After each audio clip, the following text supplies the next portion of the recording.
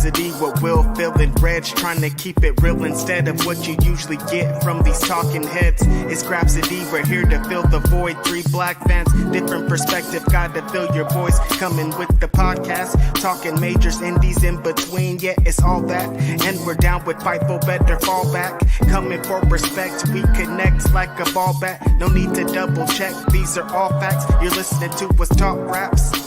You're listening to us talk raps. Will, Phil, and Reg. Yeah, we're Grapsody, here to talk raps. Yeah, we're Grapsody, here to talk raps. Morning. It is I. It is he. This is Grapsody. I'm Phil Lindsey. Of course, I'm here with Righteous Reg. What's going on? How was your I guess holiday weekend? Mother's Day's holiday. Yeah, it's your boy, your favorite rapper, your favorite writer, your favorite podcaster in the building, media man, Righteous Reg. Very happy to be here Saturday morning. It's been really funny. Yesterday, I put out a tweet, a joke tweet, of course. All my tweets are jokes, you guys. And I've been getting people being like, "You haven't talked to Will since he left the podcast?" And I'm just like, people really thought that was a thing? I've gotten a couple people saying that. And I'm like, you guys.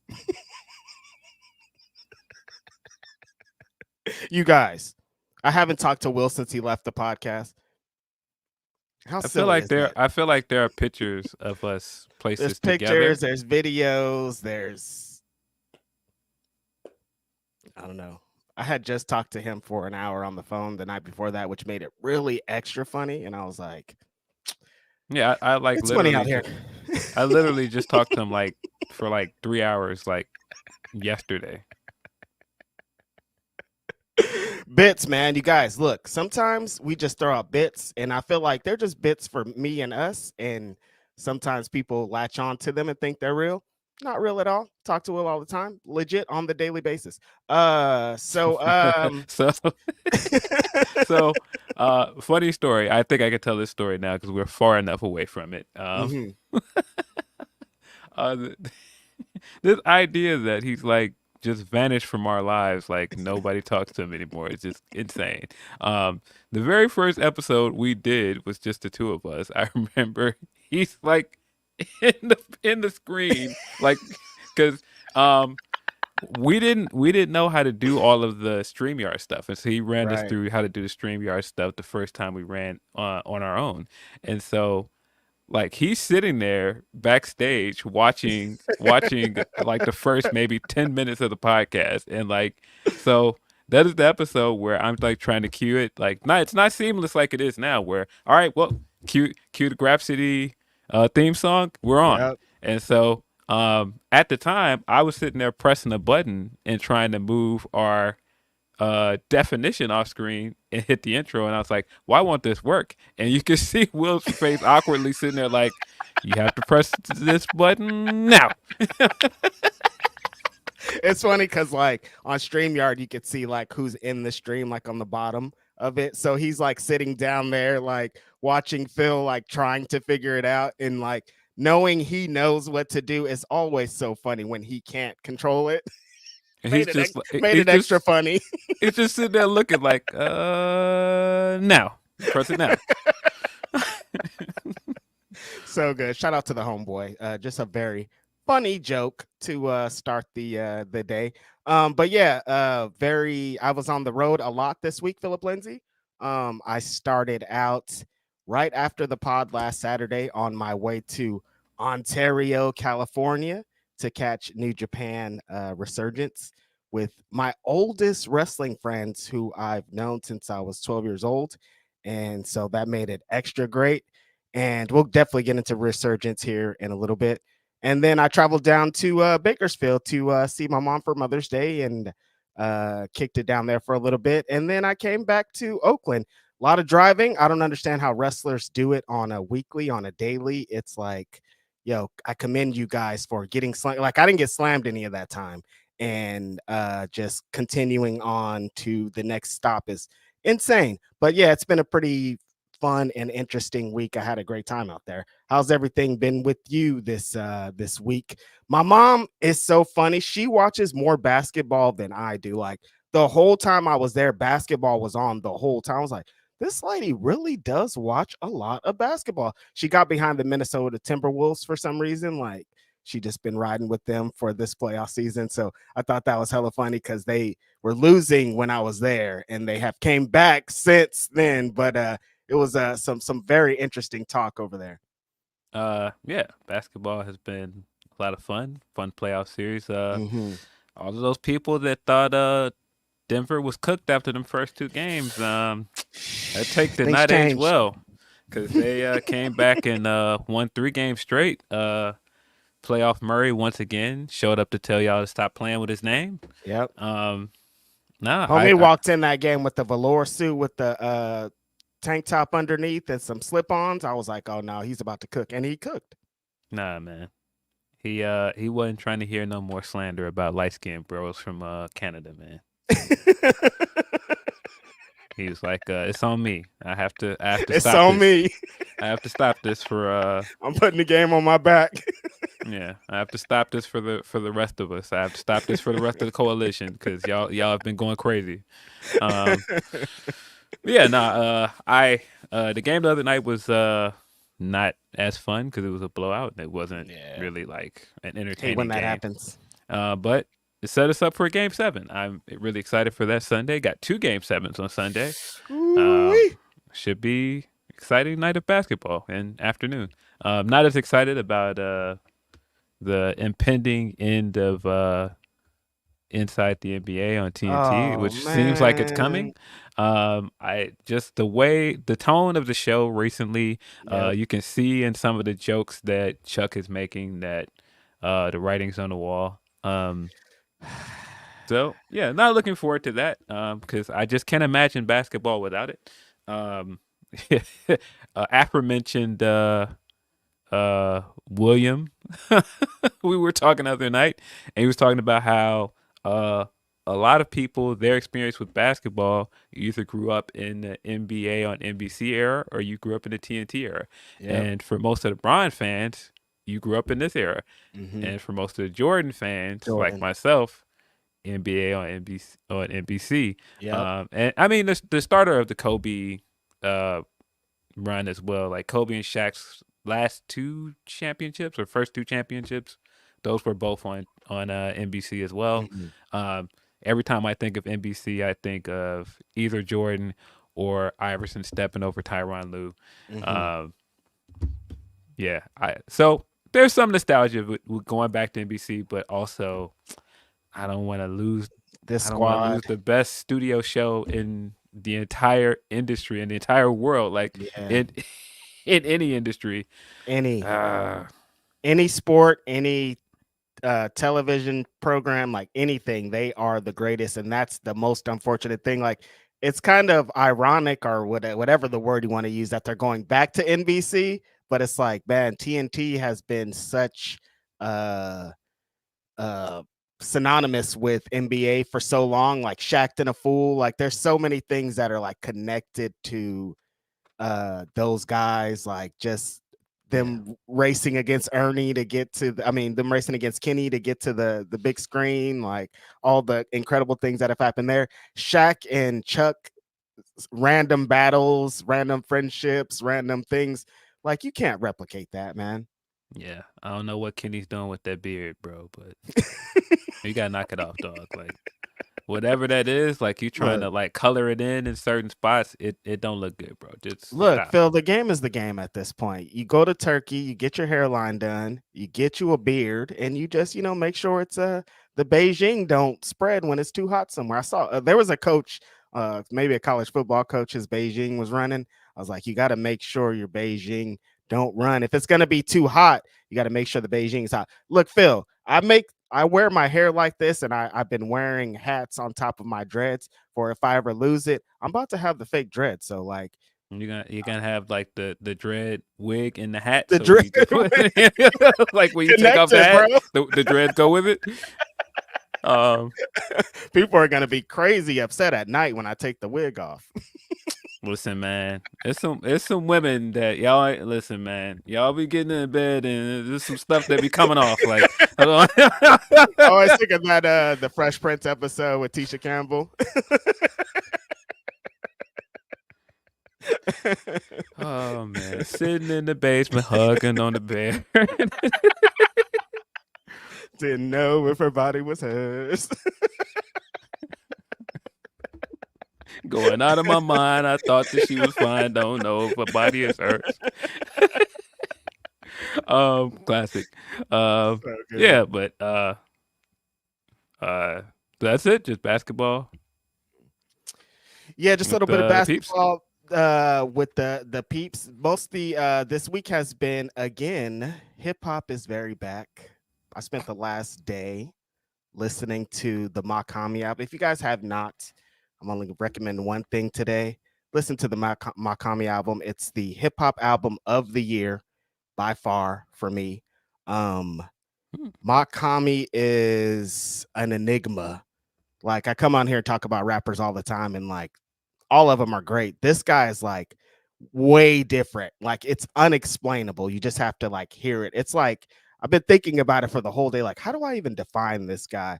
Like, it's like if Basquiat didn't do graffiti and art and he rapped. That's like the only way I could define it. Like, think of like, if you were like, what would Basquiat be as a rapper? It's Makami. Like, he thinks of beats and rapping and cadence and tempo way different than anybody else. So like, if him and I looked at a beat, it'd be like, I'd be like, I'm a McDonald's Happy Meal and he's like a 5-star Michelin meal. And it's like, we're both rappers, but we're doing two totally different things. I don't know how he does it. I don't know what he does. He's like, has this mystery of like, he used to be an actor. He's like in the background of Hunger Games or something. There's like this crazy thing going on. He just became a rapper and just is way different than everybody else. Check out this Makami album. It's called Rich Haitian. It's incredible. Great production on it. Dope features on there. Black Thoughts on there. It's dope. You guys have to listen to it. It's not trying to talk Questlove off a ledge. Your boy Questlove's been out here kind of bugging. You know, I get it.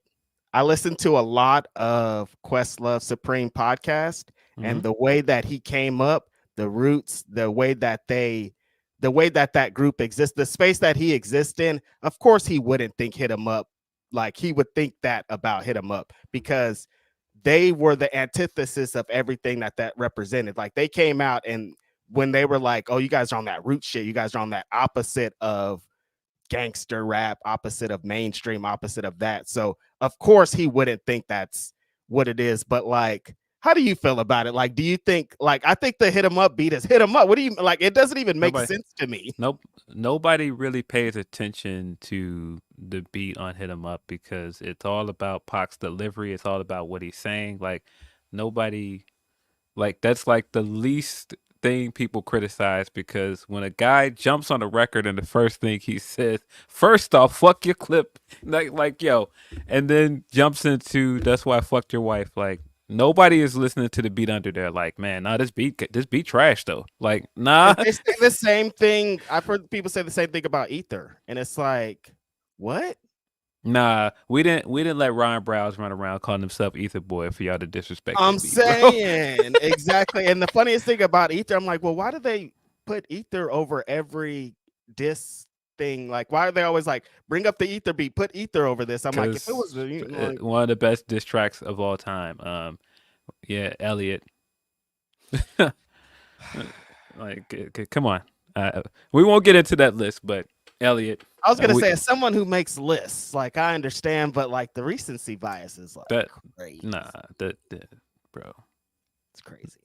Yeah, no Vaseline at 7 is wild. I can't support this. And I fuck with Elliot, but nah. There's no way that a Drake diss is better than No Vaseline. None of them. I don't care. No, that I know we're in the moment, but Not Like Us is not better than Vaseline. No Vaseline. No, Kendrick is GOAT, but no. Come on, you guys. Not Like Us is not better than Ether either. No, like, it's not. It's not. Because again, being ethered is a term now. That's like it's transcended just like rap diss. Like No, Like when it gets to a point of if you say, "Hey, where's Ether from?" and people don't say from Nas dissing Jay-Z, that's different, and that's what it is. Just like I said, people put Ether over everything.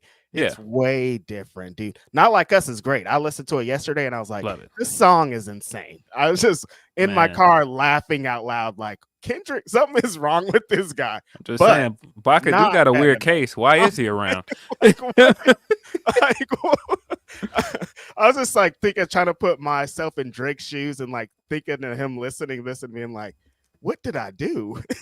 Yeah, nah, that Yachty clip where he was talking about it, and Yachty is absolutely right in the sense that he was like, nah, one person clearly came to this with more animosity towards the other, and it was clear from the very first song.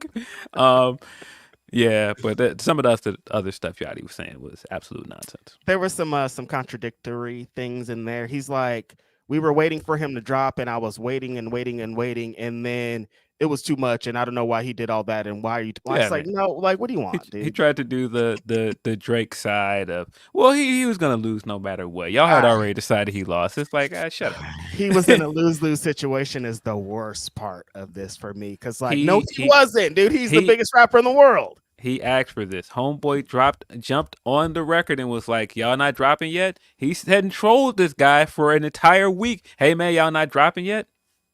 Y'all not dropping yet? Y'all don't remember that? drop. Yeah, we don't remember none of that. Like, bro was trolling him, and he got what he was asking for. I'm not trying to hear that no more. You can't tell me the biggest rapper in the world was up against. No, dude, this is the biggest rapper in the world. If anything, it was for everything they're saying like that is for Kendrick. I feel like he was up against he was in the lose-lose situation, because I feel like Drake was at a point of he could do anything. Like, he could out caption these guys. He could out blah blah blah. I don't think Kendrick, he could out caption this one, man. He overwhelmed them. Exactly. Like, that was the thing. So like, I don't even know why they're like, what do you mean Drake? There was a lose-lose. He came for the smoke. He wanted the smoke. He said, bring the smoke. And then Kendrick bought the smoke, and he's like, wait, it's too smoky in here, man. Like, open up a door. So it's a lot going on, man. You're not gonna be able to tootsie slide out of this one. Yeah, still not better than Ether. Still not better than No Vaseline. Elliot, I respect, but I see what you're doing. A lot of living in the moment and some of that. And it was like he started posting the disses, like videos of the disses. It's like, well, these are better than, like, you're proving to me why your list is crazy. Yeah, I don't know. For me, No Vaseline is number one. I've said that before, but that's just my opinion. But yeah, we got other rap news. We got kind of the coincidence of last time I went to Forbidden Door. We got a Lupe album around that same time, because Forbidden Door is around the same time as my birthday. And for my birthday, I also got a Lupe album. We got the announcement that we are getting a new Lupe album on June 28th, 2 days before my birthday. Oh my God. Forbidden Door. Factor that in. I did not factor Forbidden Door is on June 30th, which is my birthday. And I have totally abandoned my friend that I've been making plans to go to Vegas with, and I've decided to go to New York to go to Forbidden Door for my birthday. So I'm just like, the other day, just like having a great day, like, yeah, Vegas is gonna be great. Yes, everything's fun, like playing all this stuff. Phil and I have been talking. He's like, I'm gonna be staying here. Might come in on Sunday. The other day, he's like, oh yeah, I'm about to be in New York. Forbidden Door. It's lit. See you later. I'm like, oh no, that's cool. And then this Lupe news comes out, and then I watched that video last. Different, and this album's different because his homeboy is here to executive produce it. Yeah, this is like, this is gonna be super fire. But I didn't even make your birthday connection thing. I'm like, this guy's they're not gonna be able to tell you nothing during that weekend. The timing is funny. That last time I went to Forbidden Door, we also got a Lupe album, and planning to go Forbidden Door this year. Getting another Lupe album. The Samurai track is dope. I thought the video was hard. Listened to it several times. Go figure. Yeah. We got some good Chance music. I was like, man, we're really back, man. The Chance is rapping. Chance dropped that Lucy. That's like a protest song. Then he got the premiere record out. Liked both of those. Like the Sabre record with like the dreadheads in the video. I was like, what y'all doing out there in Chicago? What's up? We're up, man. We up. It's about to get warm out here, man. It's that time. Something's in the water out there. I'm like, oh wait, all the Chicago rappers are rapping. What's going on here? Yeah, nah, we up. Y'all heard Kendrick and Drake, and y'all was like, all right, y'all doing all that over here, but we could do this over here. Nah, we up. Chicago Sky are opening their season. We got a squad. That picture of our big three that's going around. Got a squad, man. At least you can put your sports in them, you know. You know, I'm preparing to be upset because we got the draft coming up, and you know, I have no high hopes for our draft pick. I have no high hopes for our free agency. But you know, Chicago Sky, let's go. Yeah. Also, you know, little bit late because she announced this a few weeks ago, but you know, shout out to Candace Parker. Congratulations on a great career. Thanks for She retired, full retirement. Yeah, full retirement. Thanks for being a part of bringing Chicago Sky their first ever WNBA championship. And all of the best of luck in anything she's doing. I know she's got some business moves going. Probably is going to be somewhere in broadcasting because she's really good at it. I've seen her in like 1,000 commercials at this point. Like her daughter's in the commercials too. Like she's already lit. When we talk about like greatest of all times, like she has to be in that conversation. Like, yeah, the WNBA is excelling now, but like she's the reason why it's got to the point that it was in all the championships she's won. She like quietly became one of the greatest athletes in the history of our of anything. Is crazy, you know what I mean? And she just feels like a regular, humble, nice woman. It's crazy. Yeah, 3-time WNBA champion, multiple time NCAA champion. Yeah. Like if she's on your team, you're gonna win. Yeah. What a great career. Took some time to come back home and bring us a ring. Really appreciate that. I don't want to hear any of that. Naperville is not Chicago. It's technically not, but you know, we'll allow it for the GOAT, the real CP3. We don't acknowledge that other CP3. No. So yeah, shout out to Candace. Man, I think it's dope that WNBA is getting all this coverage, that this draft class has really seemed like it's changed a lot. It kind of feels like that draft class with like Bron and Wade and all those dudes in it, and how much excitement came to basketball. I know it's a totally different thing because WNBA is such a different topic, but I think it's dope. I think it's dope that like Caitlin Clark and Angel Reese and all of these women, Cameron Brink, all these people are bringing so much excitement to basketball. Yeah, it feels like this is the most buzz that I've ever seen around the WNBA. And if that's anything, that's great. Like people are excited to watch the games. The tickets are going crazy. I've seen like one story was a team sold in their first home game more tickets than they sold the whole last season before. It's like, this is crazy. Like the game has really changed, and all these women are personalities. They're great at basketball. The WNBA women are not giving a shit that they're somebody. They are playing bully ball, roughing these women up. They are. It's great. I love it. Yeah, nah. I hope people didn't think that Caitlin was going to come and have an easy run. Indiana's not a good team yet, and you know those WNBA players were waiting. They were waiting for her to come to the league. They were like sharks. Oh, you thought you were gonna come here and like get all the threes off on us, get all these like flashy looking joints off on us? Nah, we're not doing that. You're not about to turn me into no viral video. Nah, but yeah, no, I think all that's dope. I had already been talking to my dad about trying to go to the Fever game when they come here. It's a big ticket game. Caitlin Clark versus Angel Reese. I heard that they're talking about moving it to United Center. I don't know how true that is, but okay. Of course, they usually play at Wintrust. I've said already, Angel Reese should be at an episode of Dynamite because a lot of times Dynamite comes here. It's at Wintrust. That's where the Sky play. It's coming up. It is coming up. That is in July. I forgot. Yeah, really dope for all those women out there. Dope for the WNBA and just dope for women's basketball in general. Because, you know, it was coming off the college basketball stuff, which was better than the men's basketball stuff. So this is all really, really, really exciting stuff. I'm excited about hip hop. I'm excited about basketball. And pro wrestling is always pro wrestling. There's so much news going on. It's ridiculous. Like I said, that New Japan Resurgence show, I didn't know that I was going to see one of the most famous wrestlers in the world get injured. Yeah. So that was quite a night. I I did not expect to see that either. Yeah. I did not watch it live Saturday, Mm, so I just saw Wednesday with everybody else that he was injured, and I didn't know how he got injured. yeah, But watching it back, I was like, oh, that's it's how. very clear where he got injured. It looked really really gnarly. Um, yeah, hope Eddie is okay, man. Hopefully he's not out long, but boy, that looked nasty. Yeah, I was there live, and so when it happened, it was like, oh, that looked dangerous, and so he was down, but I thought it was part of him selling, and Yeah. so one of the referees did immediately throw up the big X, but I was Mhm. like, it could just be, I don't know, it could just be an angle. Yeah.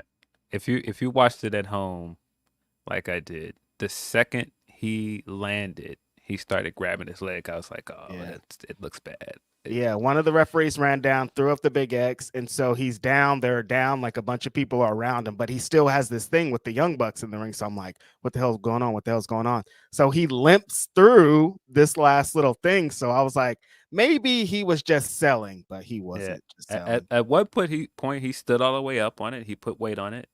But he was still very much hunched over while it was happening, which again told me that it was bad. Mhm. But it was a solid show. Yeah. We got the pre-show stuff. I didn't watch all the pre-show stuff. I watched Leo versus Mustafa, of course. Mhm. Fun match. What I expect out of those two guys. Every time I watch Leo, I'm like, this guy still moves this fast. It's still crazy. Um, I honestly thought he was going to get older and like not be able to, but yeah, still does. Like he's gotten bulkier, like he's bigger, he's older, and he still can move just the way that he can. Yeah, watching him in person and the way that he maneuvers around the ring and the way that he springboards and goes underneath legs and stuff is like, what is this guy doing? It's like he's still so unique. Like no wrestler has been able to replicate that. Like it's still just Leo Rush in that fashion. And Mustafa is like, he's so good. It's crazy. Like wrestlers, you see a bunch of wrestlers, and like in this show, it's like a lot of them are good, some of them are new, some of them are in spaces. He's great. Like he knows everything. He's in every space that he needs to be in. The way that he hits his moves, perfect. He looks great. His entrance is amazing. Like I don't understand how he doesn't have a huge money contract. Like he could be world champion somewhere. Definitely. I thought the video package that they aired before he came out and he called New Japan Strong charity and thought all of that was great. I thought the way that Ian and Veda put it over on commentary was good as well. I think Yeah, they're a very good commentary duo as well. really good. Yeah. But yeah, the way they put it over and the way they seemed so disgusted when he came out, very, very funny. You have to be in a bit of a conundrum, don't you? Because one of your favorite wrestlers is now doing a Spooky Doo gimmick. I don't want to talk about it, but I thought we are just gonna move forward. I just Yeah, so I after get after the match it. after the match, Ali picked up the win and he picked up the win via roll up. And then he proceeded to beat down on Leo a little bit, and then the lights went out and lights cut back on and Leo was spitting out like some oil or some goo or some shit. And Leo was spitting out some goo punch. and it's tying back to the Blackheart stuff he's been doing on the indies, and then he started like yelling out Lee's name, and I was just like, okay, this is happening, cool. It's happy birthday to my one half of the Cali Connection, Denise Salcedo. Her least favorite gimmick in the world is lights out wrestler appears. And so when the lights went out, I was laughing about that. When they came on, I was like, oh no, they're gonna do the spooky thing. And then immediately I'm thinking of Jonathan Gresham also, Phil. So I'm like, they're both doing the black goo puke throw up gimmick deal. What's going on? What's in the some of my favorite black wrestlers water? All of them are listening to the Fab record, the lights out, nigga. I don't see nobody. I don't see nobody. I don't see nobody. Leo would probably listen to that. I don't think Jonathan Gresham will listen to that. He's not listening to the Fab record. He's not listening to that Fab mixtape. I don't think so. Leo probably would, but not John Gresham. But yeah, Spooky Dookie. No. Yeah, I mean, if it gets us the rematch with Ali, I'm in for it. Sure. I don't know where we're going beyond that, but I'm in for another match with those guys because I thought this match was dope. Yeah, and it feels like that off the backs of that, they're still like selling it on social media and they're trying to get another match off of it. So that's dope. Yeah, I'm not sure. You think it's gonna happen at New Japan show? I mean, where else would it happen? But also, like, New Japan doesn't run, like, for the strong shows, they don't like run back. I mean, I guess they ran back Eddie Kingston and Gabe Kid a couple times. They do rematches sometimes. Yeah, it could happen. Yeah. Could be at the Chicago one. Don't they have a Chicago one come on? No, the Chicago one was before this one. This Washington's Capital Punishment. Yeah, I think. Yeah, a solid match. That's kind of how I thought about like the first half of the show. It was like a lot of inoffensive wrestling that was like, oh, okay, that was cool. Like it didn't really light the world on fire, but it was cool for what it is. Like the 6-man match was cool. The tag match was cool. West Coast Wrecking Crew took on Dirty Work. It was cool. Not fine. Much to write home about. Shout out to my homeboys in the West Coast Wrecking Crew, Roy and the homeboy, God damn it, Joel. yeah. It's Jarrell, isn't it? Jarrell and Royce. Jarrell and Royce. Shout out to my homeboys, West Coast Wrecking Crew. I hope they're not at the West Coast Pro Show that I'm going to be at tonight because they'll powerbomb me. For some reason, they keep hot potatoing these belts back and forth with the GOD. The new GOD, because old GOD is in Stanford. Barking on TV. The old GOD is, what was that he was doing, Phil? I have no idea what that was. I've watched that clip several times, and many times. I'm still confused by it. Like, I don't know what that was, but like they turned him to a dog, like, or is he a Tasmanian devil? Like, what is this? Yeah, I was so very confused by that. I was like, what? And I think what made it even weirder is that he was walking back and forth doing that, and everybody else in the room just didn't react at all. Like they were just walking around like this is normal. I was like, no, y'all not gonna say nothing about this? Like y'all didn't see that? This guy's growling and everybody's just gonna react normally. Solo's just like, all right, let's go. Yeah. I don't know what that was, but the new GOD, El Phantasma and Hikuleo took on TMDK, which were just the new New Japan Strong Tag Team Champions, and they won. So now GOD is champions again. I kind of thought that Hikuleo might be on his way over to join his homeboys, so I was like, they're probably gonna lose, but no, they didn't. They won. This match was pretty fun though. TMDK, they're always a good tag team to see. They longtime veteran tag team.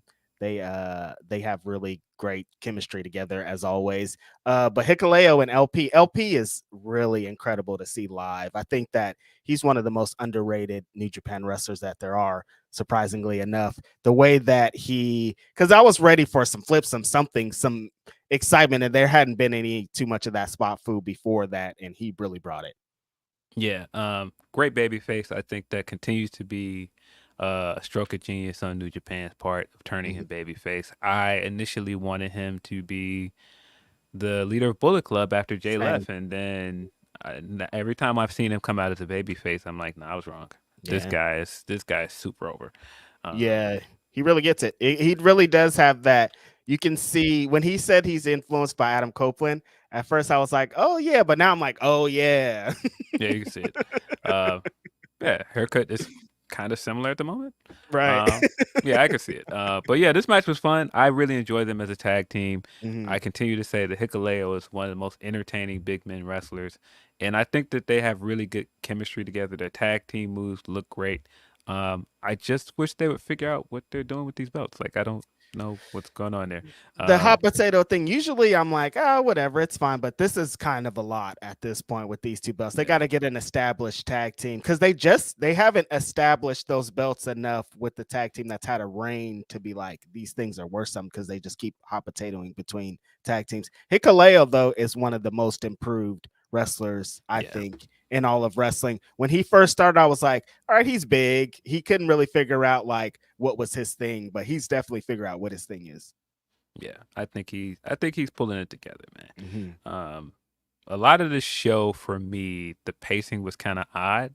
Like it seemed like some of the matches were a little bit longer than they needed to be. Yep. Uh, it at some points felt like this show was just dragging on and on. Yep. Um, but like I said, it was a solid show. I The thought second that half it got better, but the first half I was like, all right, let's get to it, you guys. yeah, first half it was dragging. The women's match I thought was solid. Alex Mm-hmm. Windsor versus Stephanie Vaquer. Mm-hmm. Um, really like Stephanie Vaquer. I Yeah. think that she's definitely a wrestler that should be on Forbidden Door this year. I don't know if there are plans for that, but get this woman a challenger. I don't know Yeah. if it's going to be Mercedes, of course, coming back for the belt that was initially supposed to be hers, but she should be on that card.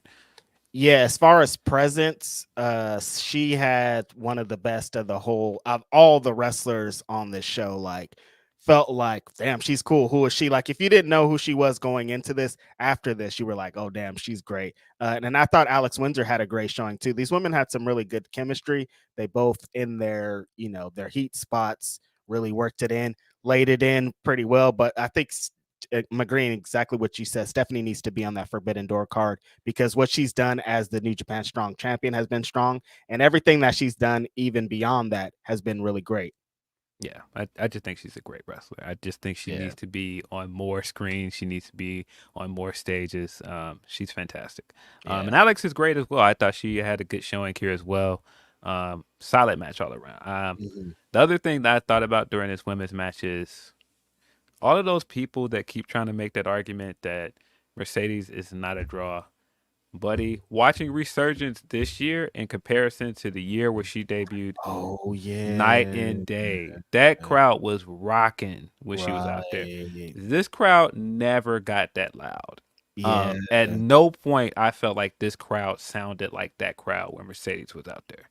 I was in both those crowds now thinking about that. And yeah, exactly. They were night and day crowds. This crowd was way different. I remember going to that show last year and the show in San Jose that she was on last year and being like, this ain't a New Japan show. Like it felt different. The energy was way different. The fans are there to like, it's like a cheering like an American wrestling show. And this one felt like more to what New Japan has been in America of like, the fans are trying to be like Japanese fans and the energy's just a little bit different. The crowd's a little bit smaller. Yeah, very different crowds there. Yeah. Yeah, I was thinking about that multiple times watching this. Like anybody that's still doing the Mercedes ain't who she say she is, like It's because you're they wrong. confuse what a draw is, Phil. They're like, oh, she's not drawing 20,000 people, so she's not a draw. But that's not just not how it works, you know? Yeah, I mean, I don't want to get into people misusing wrestling terms on Yeah. Twitter because it happens a lot. But Mhm. that's draw is definitely one of them that people Yeah. misuse it. Um, but yeah, we got another tag team match. We got Los Ingobernables de Japón taking on Bullet Club, David Finlay, and Kenta. Man, it was cool for what it was, but eh. It's always cool seeing Kenta in person. Yeah, look, I always enjoy seeing Kenta and seeing Naito in America, but I can't get jiggy with David Finley, man. Just can't. you can't Can't. you can't get jiggy with David Finlay. You don't think Finlay knows all of the dance steps to the MIB video? He might, honestly. I can see him doing the well, yeah, he might. I wouldn't put it past him at this point, but yeah, I just can't get jiggy with him. He doesn't like go and watch all your dad's tapes. Like usually I'm like, chill on your dad's tape, but you haven't watched enough of your dad's tapes. You don't give up like that Finley like energy. He And it's don't like he don't, yeah, he don't have the same energy as the guy that he's standing next to, and You know what I mean? Yeah, and it doesn't feel like exactly that, but like, seeing Naito in person, he's always a big pop. That was cool. Yeah, nah. I'm telling you, I think every time I see Gabe Kid, and I'm just like,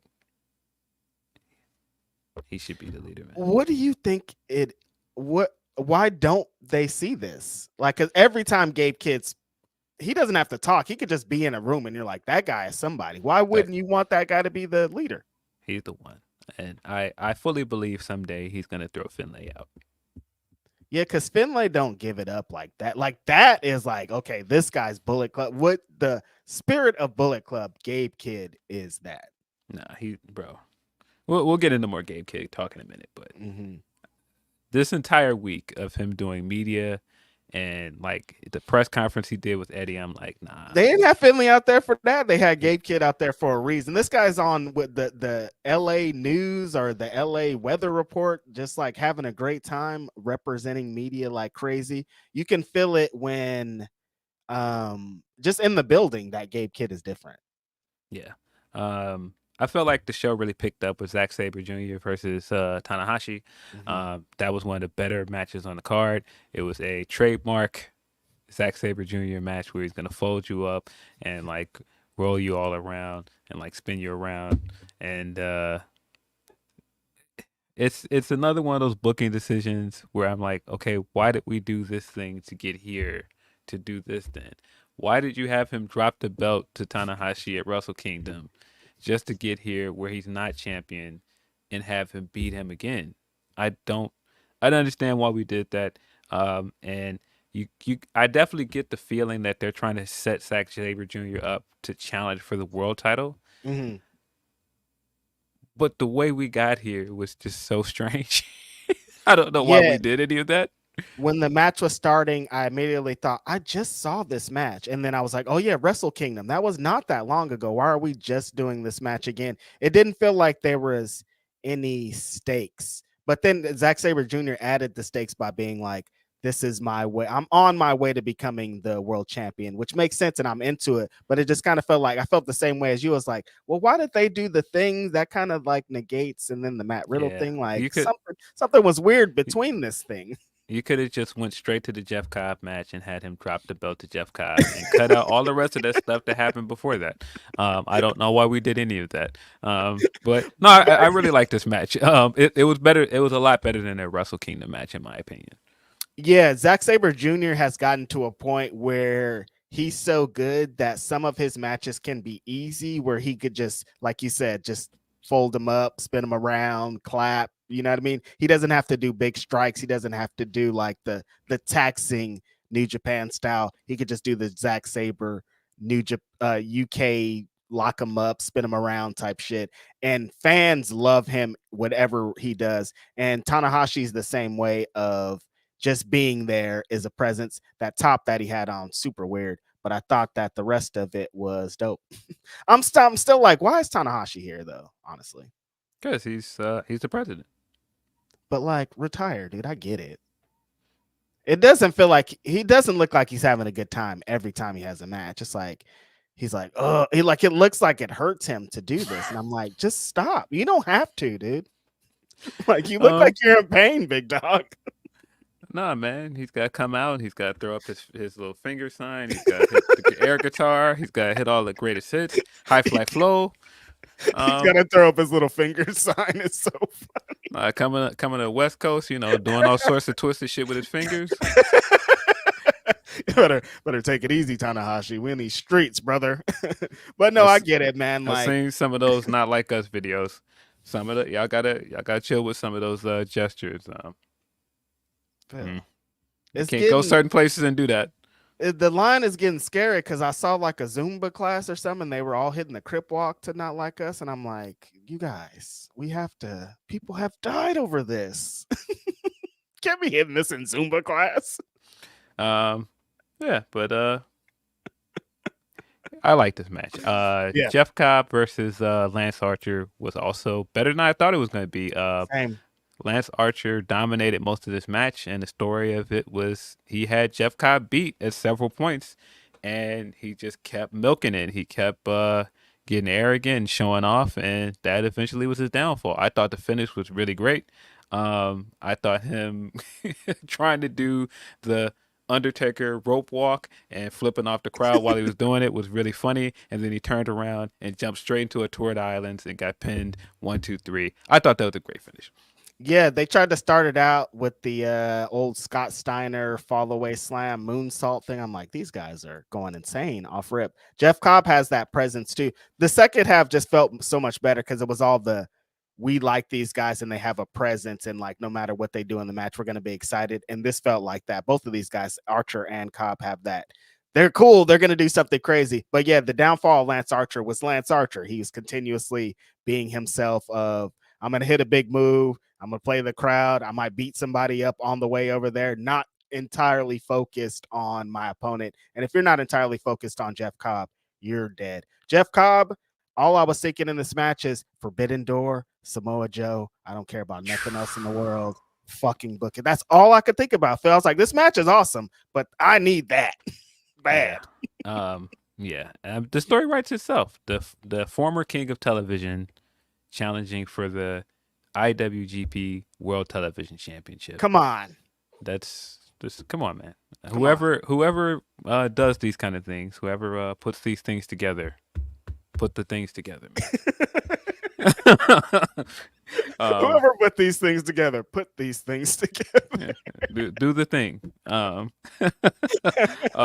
Shingo Takagi taking on Yuya Uemura for the Never Open Weight Championship. Right before that, we got a really cool vignette for Hanare. Hanare made it clear that he is coming back for the Never Open Weight title. I really love what they've done with Hanare over the last year or so. He's got the big face tattoo. He's completely changed his presentation. I love it. I think he's a guy when he comes back, based off the outcome of this match, that's gonna kill it in a Shingo match.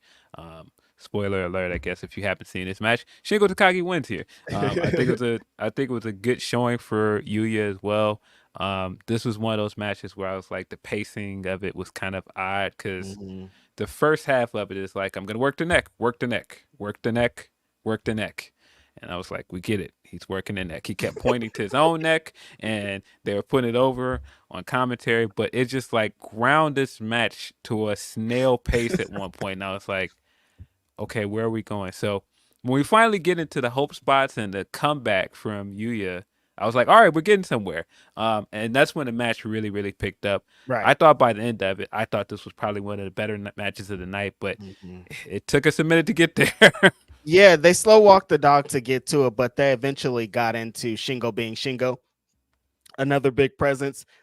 People were waiting for Shingo. That's why he's a big presence in America. He's a big presence in New Japan. Like, he has to have a big thing. Yuya, I thought these young lions into the next superstars, they all kind of have that same problem of it takes them a little bit to get into gear. Like the first part of the match, I'm like, all right, I see it. Like, you're still kind of doing the, like, I learned this in training and we walk it this way and we kind of get to the point that we need to get to at this point. And it's like, all right, dude. But when they get to it, it's great. Like, they know the pacing. It feels like a big New Japan main event when they eventually get to it, but it takes some time. But I thought Shingo was awesome here. His strikes, seeing wrestling up close. I was in the third row. Seeing wrestling up close sometimes, I don't like being up that close. I'm like, it's too close, because sometimes the strikes, I'm like, I'm going to talk about it here in a second when we get to one of these matches. And Shingo is not like that. Like, his strikes Shingo's a big dog. Like, he's out there to let him know.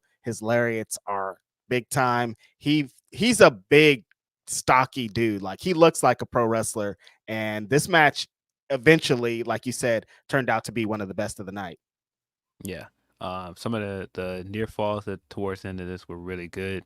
Like you said, this was him hitting him with the big lariat spots, trying to put him away with the finisher.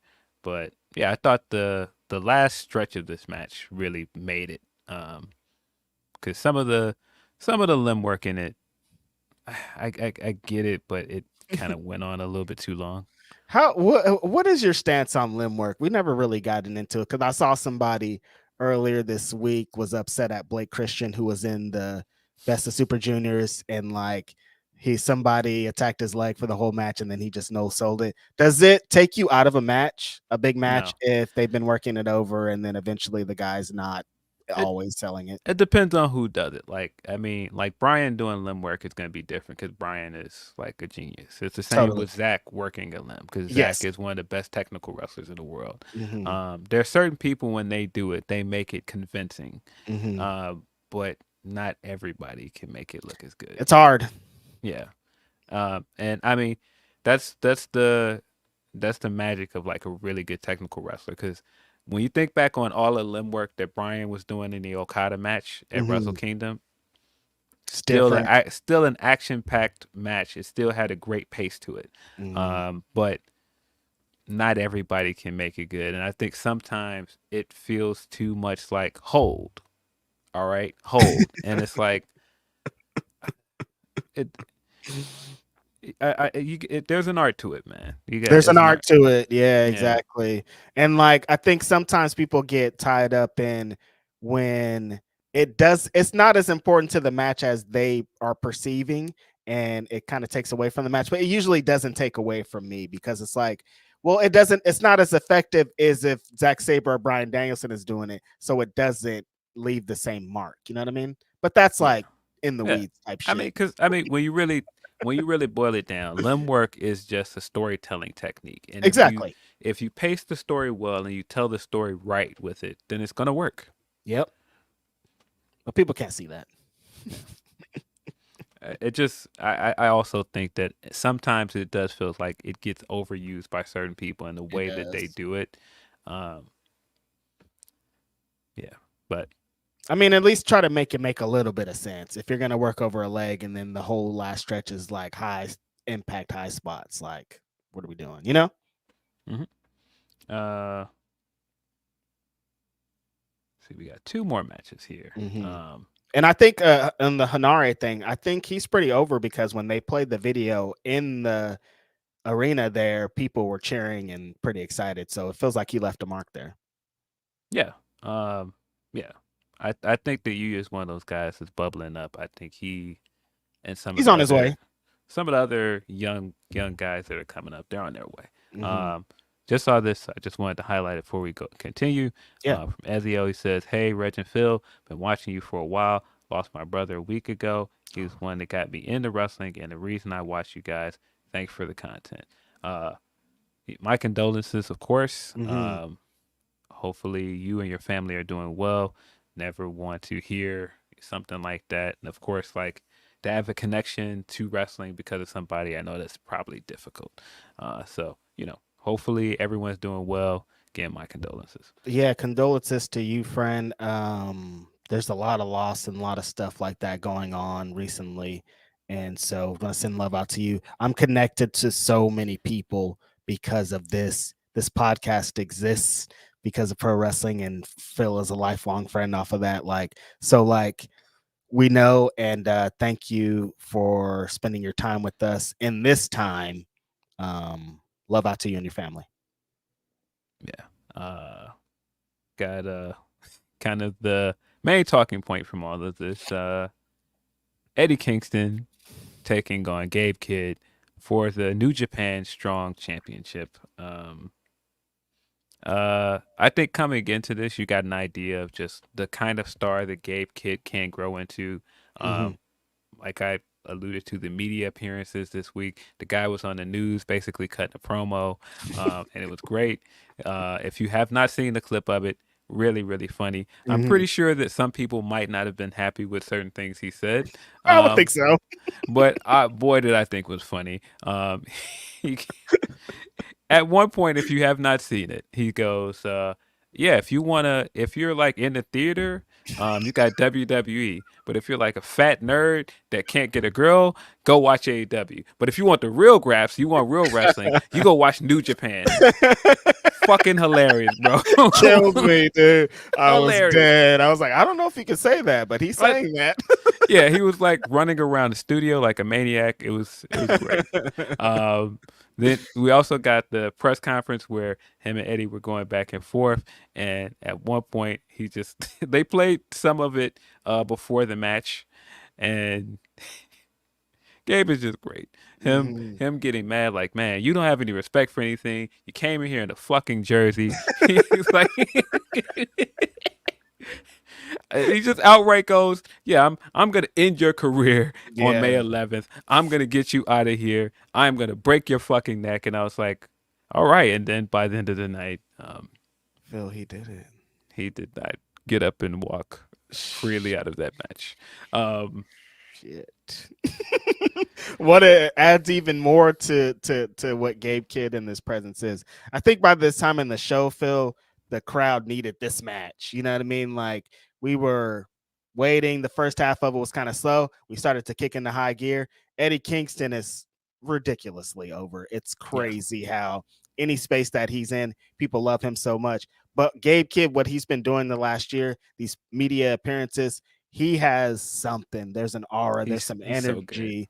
Yeah, he's ridiculous. So when he came out, you could just feel it. The match, though, I thought was exactly like I said, needed hardcore stuff, needed barbed wire tables, all the shenanigans and plunder that you would like in this type of match. Yeah, so when the it was a no rope last man standing match, which last man standing matches sometimes I'm like, but this match was awesome because the kind of hatred and thing that they showed for each other coming into it added on to the stipulation.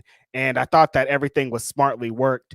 When they got to the spot that eventually hurt my guy Eddie Kingston, it was like we've seen this spot a bunch of times. It was set the table up on the ring apron and the guardrail, and somebody comes over, you put them through it. Gabe suplexes Eddie Kingston through, which it should be a smaller, easier bump because there's no ropes to get over. But for some reason, this did not. The bump was too big, so Eddie Kingston went over and his leg hit the guardrail, and you could see it looks bad, and it was bad. It looked very bad. Yeah. But I thought this match was very good. I thought Mm-hmm.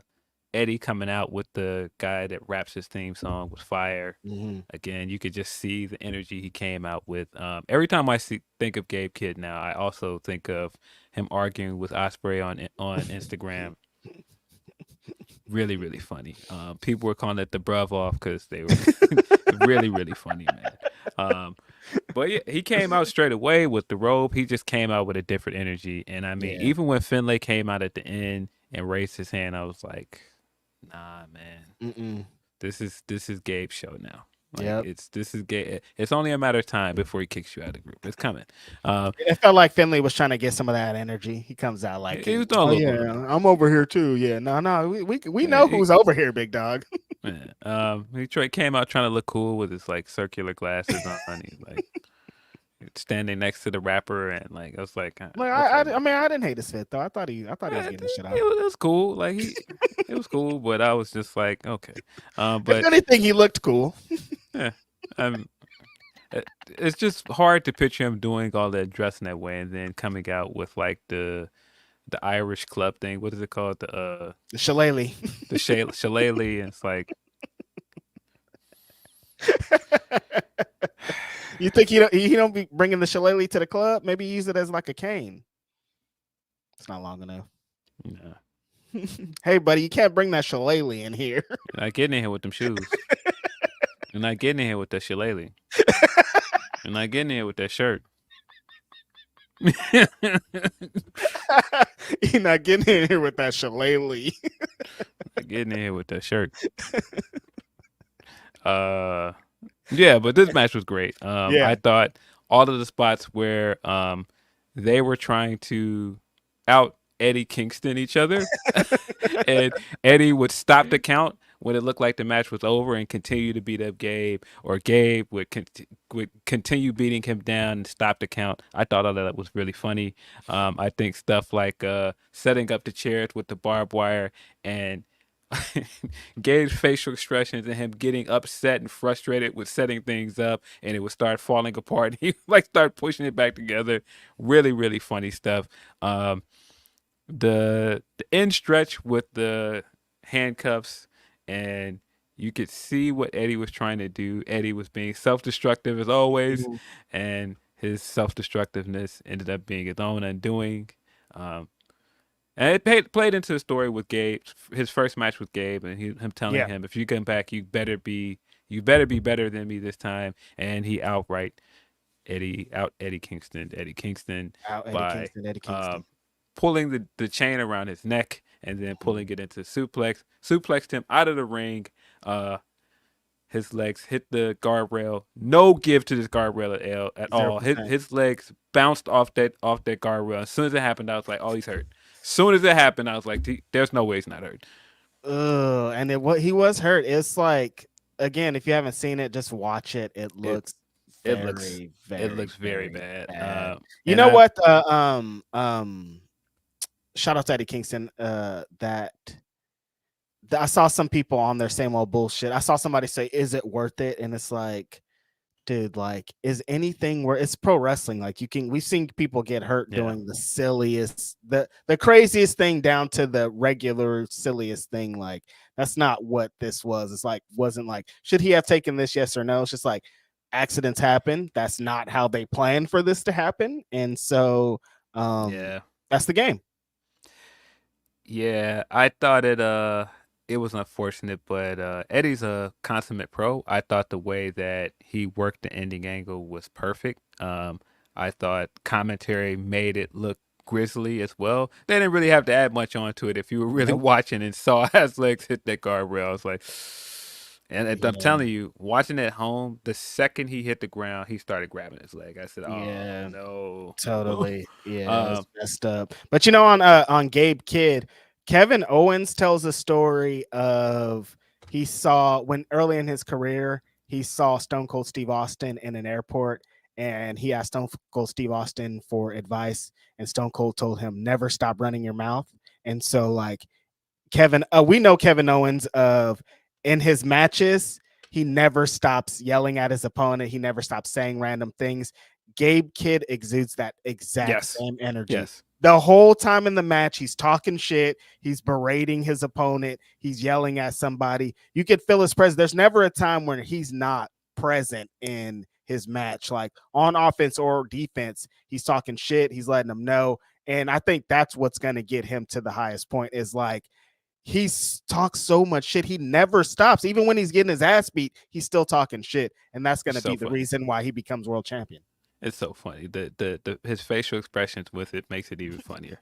But yeah, I really enjoyed this match. I thought even as scary as the finish looked, I thought that it served its purpose in a match, and I enjoyed it. It's because Eddie's that kind of guy. You're going to have to put him down for him you gotta kill him. Back up. And so I thought that came across really well. And it builds to another match when Eddie comes back. Like that's absolutely. Still, you know what I mean? And I mean, as long as he laid out there and like the refs around him, it looked really, really scary. But I'm glad that he's fine, relatively fine. I was like, as fine as you can be with the broken. Of course, after that, he got back into the ring. It looked like he was going to try and talk or something, and then we got young Jack Perry coming back out to the ring, and who was also very over. Yeah, very over. Came back out to the ring, and the Young Bucks followed him, and the Young Bucks proceeded to stomp on this guy and talk trash to the California crowd. I thought all of that was very funny. Nick Jackson is fucking hilarious, man. Yes. When Nick was walking back up to the ramp and the one guy was flipping him off. Oh, I didn't know if that was on camera. Bro. Dude, I thought that was after the cameras had went off air. That was so funny, bro. Bro, the one guy is flipping him off and Nick turns to him and he keeps like faking like he's gonna super kick him in the face. And then he like gets right in his face and he's like flipping him off and like pelvic thrusting all in his face. It's so funny. I didn't know that was on camera. That's so funny. Like it felt like he kept doing the fake out super kick thing, and then it felt like Matt was like, "All right, Nick, let's go." Dude, I rewound it and watched it like 3 times. It's so funny.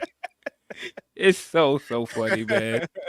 And I think what makes it even funnier is because they're both doing this bit where Matt is the passive aggressive one. And he's just like, no, calm down, calm down. And of course, what they're doing, if people have not picked up on it, is they're playing two varying degrees of an executive. One is very clearly over the top, loose cannon, Good cop, bad cop. freaky deaky guy, Vince McMahon, and the other is passive aggressive. Hey, I'm smiling and I'm happy to I'm your be here. friend. I'm your friend, Tony Khan. Mhm. And so they're doing the pair of this. So every time Nick starts getting out of hand and Matt's like trying to calm him down, he just starts doing even more. It's so funny, man. That's so fun. I really thought that wasn't on camera. Like, there's no way he would be doing this on camera. Yeah, Matt pulling him away at the end, very funny, man. But yeah, I thought this all went over well. Them putting over that this was their first time coming back to a New Japan show. This is their first time back here. It felt very much like old AEW stuff from that initial run of 2019, and that plays a lot into the main event as well. And I thought that was a cool way to run things back with Eddie. Unfortunately, that isn't going to play into the Anarchy in the Arena match. But the other part of it is you can get heat on those three guys for coming out, and this guy's legitimately hurt. And they're proceeding to stomp on him and kick him and talk shit to him the whole time. I thought all of it went over well. Yeah, I loved Young Bucks coming out. Loved being berated by them being in a poor person in that crowd. Thought it was perfect. Thought it made a lot of sense. It kind of being it also the connection of Collision was happening and they weren't at Collision. They were here, even though they're supposed to be leading the company. And then Brian was on Collision being like, they're talking all this shit and they're not even here at the show. And they're here because it's in California, close to their home, and they could just pull up. Like all the connections connected to it. I was like, Nick did the same lap around the ring that he did when he came to Collision the first time. I'm like, y'all are fun. Yeah. They're so I thought it was a really good bit. They did a lot of trolling. I thought that was funny. We can get into more of that with AEW as well. I thought that the footage that they aired after Dynamite went off the air of them talking was also really funny. Matt feeling so disgusted, like, how dare you guys call yourself Team AEW? I came up with that in our group chat. Remember that, Tony? Really funny. Yeah, I think that beyond that, Jack Perry, it being in that crowd, working for him like wonders, man. He's super over being connected to this. He's going to be even huger star, I feel, after these next couple months. Yeah, I think adding him to the league was the right move. Continues to be proven that it was the right move because you can tell that he is enjoying himself working with them. Yeah, it's just a different vibe. His heel work is night and day than where he was before he left and where he is now. He's killing it. So the main event I thought was really cool. I thought them airing the footage of Mox giving Shota the jacket, that was 4 years ago. Does not seem like that was 4 years ago. Going on 5 years. That was 2019 because remember that was Mox's first year with New Japan. Right. It also tied into him debuting with AEW. So I believe he gave him the jacket in December of 2019. So it's going on 5 years. What is time, Phil? Yeah, but yeah, I really love that they played up like him giving him the jacket 4 years ago. Played up all of the Young Lion stuff and what Mox meant to his career, him having to go on excursion and stuff and the pandemic happening. And then where he is now is one of the new Three Musketeers and proclaiming himself to be the ace. And to step into that role, to be that guy, you have to leave that part of your life behind. You have to leave the jacket and your relationship with Mox behind. And to do that, you have to beat him. And I thought that was a really good story to tell throughout this match. I thought the vignette they aired before was perfect. I thought Shota's entrance was great. He came out with the jacket, of course. He also let Mox come out and do his entrance, but he immediately cut him off during his entrance and tried to show some edge here. In the most Shota way of trying to show edge. Shota's great. He's gonna get it one day. Yes. He's still in that mode where he's trying to be too nice. Yes. every time I think about Shota, I think about the Blackpool Combat Club entrance, and they're all coming out through the crowd, and they all have on all black, and he's with them, and he's like walking around fist bumping everybody else, and like the rest of them are like looking around menacing, and they're all black, and Mox is like staring out through the crowd like menacing, and Shota's like walking around like fist bumping the fans. With like his white jacket, like a Yes. contrast to everything. Yes. So seeing him try to pick up more like of Mox's energy in this match, I thought made a lot of sense. He let it slip. He kept like giving him moments and letting him get back up and trying to show honor in the match, and that's where he was making the mistakes. Like, no, put him down when you have him. I thought when he was close getting the count out, and Mox rolled back in, and he waited till the very last second when he was rolling in, and then hit him with the drop kick. I thought that was really smart. I thought that was really smooth. I thought the finishers and exchanges throughout the end of the match were really dope. I really loved this until we got to the aftermath of it. Just erase it from the record. It never happened. It was terrible. No, I like this match a lot. I thought that, like I was saying earlier, being really close, you see these strikes. Shota gotta lay it in. There was points I'm like, if you don't hit this fool, I'm gonna get in and hit him for him. But now I'm thinking about it in the way you're laying it out. I'll be like, this could be a part of the match and a part of his story. Yeah, it's just part of the story. That's what I eventually got to, because at the end of it, he starts really striking him, because most of the match is Moxley telling him, get up and hit me, motherfucker. Like, get up and do it. What did I tell you? What did I teach you? And Shota spending the match being like, but my teacher, I could never dishonor my teacher. And Moxley's like, get up and dishonor me right now. Slap me in the face. Kick me in the head.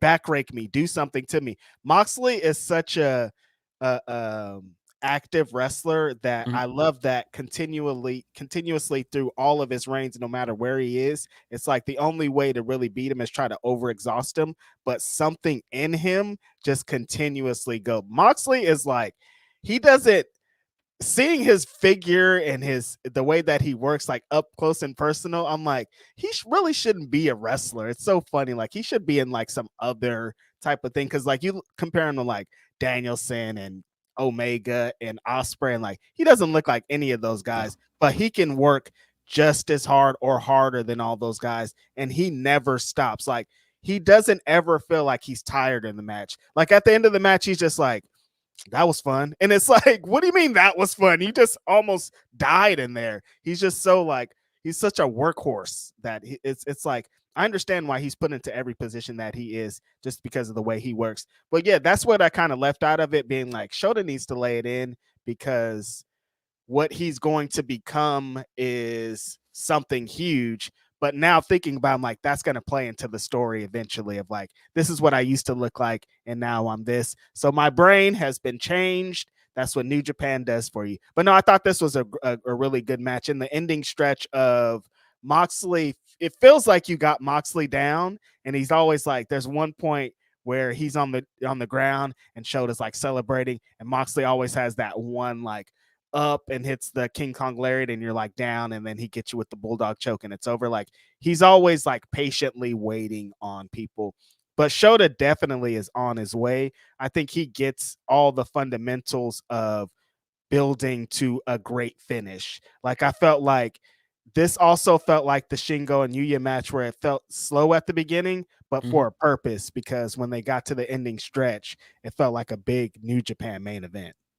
Yeah, I thought the story they told in the match was really good. Like you said, him trying to take it easy on Mox at certain points, but he was trying his best to show him that he wasn't.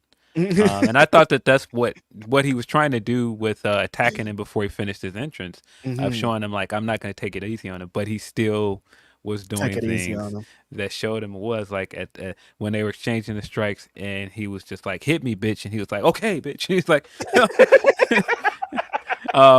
yeah, all of that stuff was great.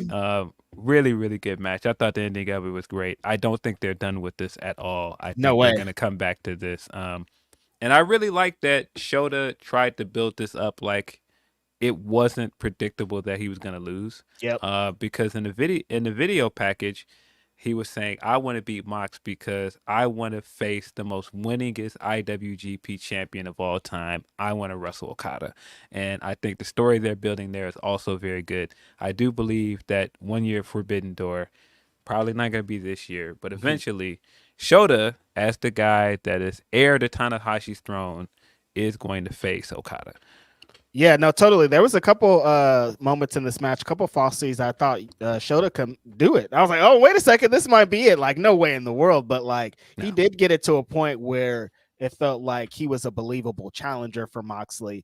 And going from 4 years ago to now, that's an accomplishment in itself. And in 4 more years, he's going to be one of the biggest superstars in this company. So yeah, I thought that this was great and to a point. And then things really went downhill. Yeah, all of the Shota and Mox love fest, them doing their father and son thing was great. Yep. And then Evil came out and spoiled everybody's fun. Evil is going to challenge Mox at Dominion, and then he proceeded to spray paint the belt and all the other stuff. And I was just like, I don't want any of this. I knew it was coming. There ain't nobody else back there, Phil. Like, somebody else got to be back there. I knew it was coming too, because after Mox beat Ren at Dantaku and he cut the promo where he was trashing for House of Torture, I knew it was coming. And that promo was very, very funny as well. Him telling them like, man, you can't win a belt with 5 guys. You bring 5 guys out here, and you still can't beat me. Really, really good. But when he was saying all of that, I was like, they're definitely gonna come back for him now. Evil is definitely gonna come for that belt now. So that will be the match at Dominion. I think the big story of that also is that it's already been announced that it's not going to be the main event. And this is the first time in over a decade that the IWGP Championship has not main evented a show. What's up with that? Well, the Best of Super Juniors finals is going to be the main event, I believe. Okay. But yeah, Evil. Not the best way to end this show, but it was a solid show all around. If you're not a fan of the House of Torture stuff, I can see this leaving a very bitter taste in your stomach on the way out. But it's a solid show other than that. I'm like, I thought they were leaving that House of Torture shit over there, Phil. No, apparently not. Here comes Evil with this spray can. I'm like, oh God. Apparently we all have to suffer, man. Not just over there. We all have to suffer. But yeah, I thought that it was you got the essence of New Japan at the end of it. You know, even if House of Torture is not the best, there's still New Japan. We got to see Naito, we got to see Shingo, we got to see Zack Sabre, got to see Tanahashi. Like, it was a New Japan show. The New Japan Heavyweight Championship, IWGP Championship, was defended, so I felt pretty satisfied at the end of it. Yeah, we got 5 title matches. I thought for the most part the title matches delivered. But really the second half of the show really carried. Definitely. Yeah. Yeah, we got Best of Super Juniors still going into Dominion. I am not up to date with the Best of Super Juniors, but I did see a friend of the show, Kevin Knight, got a win over Despy this morning. Shout out to the Jet. Shout out to the Jet. That's dope. So Willow also got that win at the Stardom show, retained the TBS title ahead of her big match with Mercedes at Double or Nothing. We up, I think. Yeah. So that a lot of cool stuff happening in Japan. There's the Noah thing happening as well. You don't have to talk Is that cool? That's one of the cool things too. I don't know. Maybe. Guess we'll see. I guess we'll never know. Kanye. We're gonna get into some super chats here, you guys. Appreciate y'all for hanging on with us, being here this morning, Saturday. Black Phoenix. You can of course submit super chats, humper chats. Humperchats.com/fightful. Yeah, Black Phoenix brand says, didn't dude just get hit by a bus 3 weeks ago? I was very surprised to see Darby. That's I was very, very surprised to see Darby. I was all but convinced that Daniel Garcia was going to come out and join them, but we'll get into that too. Darby makes sense. Black Phoenix brand, that sentence is the sentence that all of us had, everybody in the world had. I had that same thing. I'm still like saying that. I'm like, what is he doing here? How is he here? Yeah, pretty surprising. I was same thing. Daniel Garcia's got to be here, but he wasn't there. Darby Allin. Can't kill him. Juan Perez, much love from the Dirty South. Appreciate you, Juan Perez. Appreciate you. Appreciate the Dirty South. Chris says, do you think Becky might retire instead of resigning with WWE since she has a small child? I don't. I think she still got stuff she wants to do. She's really shown no signs that she's ready to hang it up yet, so I don't. Yeah, I wouldn't think she's going to retire at this point. I'd say she has another 5 at minimum, but yeah, things happen. I mean, she's one of the biggest wrestlers in that entire company. That'd be crazy if she retired, Yeah. But crazier things have happened. Darian Pittman said, I have to check out the Makami record as well. If you like Mock, check out this artist named Mike. His pen game is pro. His pen game and production is different and fire. The album Burning Desire is his best. Yeah, I've heard a lot about Mike. Of course, I'm a big Earl Sweatshirt fan, and pretty much everybody in that kind of space is like, Mike. So I'm going to have to get into his catalog. And then Chris says, what big match do you want to see at Forbidden Door? We talked a couple matches on the way up here. I mean, selfishly for me, I want to see Swerve get a Shingo match. I'm not sure if that's still on the table, but I think that would be dope. I wonder who Brian is wrestling this year. How do you top Okada? That's pretty much all I'm thinking about. What's the big Brian match? I'm like, we did it already, dude. Yeah. He's already did the Tanahashi match? No, he hasn't had a singles match with Tanahashi. There you go. Maybe. Why not? I feel like there's another New Japan match we're missing with Brian. I mean, the Shingo match if it's not Swerve. Yeah. We'll see. But beyond that, I'd like to see the Young Bucks in just a regular tag match, but they just don't ever do that at Forbidden Door for some reason. You think they're gonna do Young Bucks versus New God? I like that. I like that match a lot. They just became champions. That could be the reason why they became champions again. If I remember correctly, wasn't LP on the team with them at the first Forbidden Door? Wasn't he on the multi-man team with them? He was. Yep.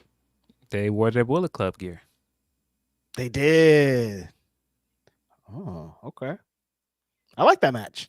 I just want to see the Young Bucks in that regular traditional 2-on-2 tag match.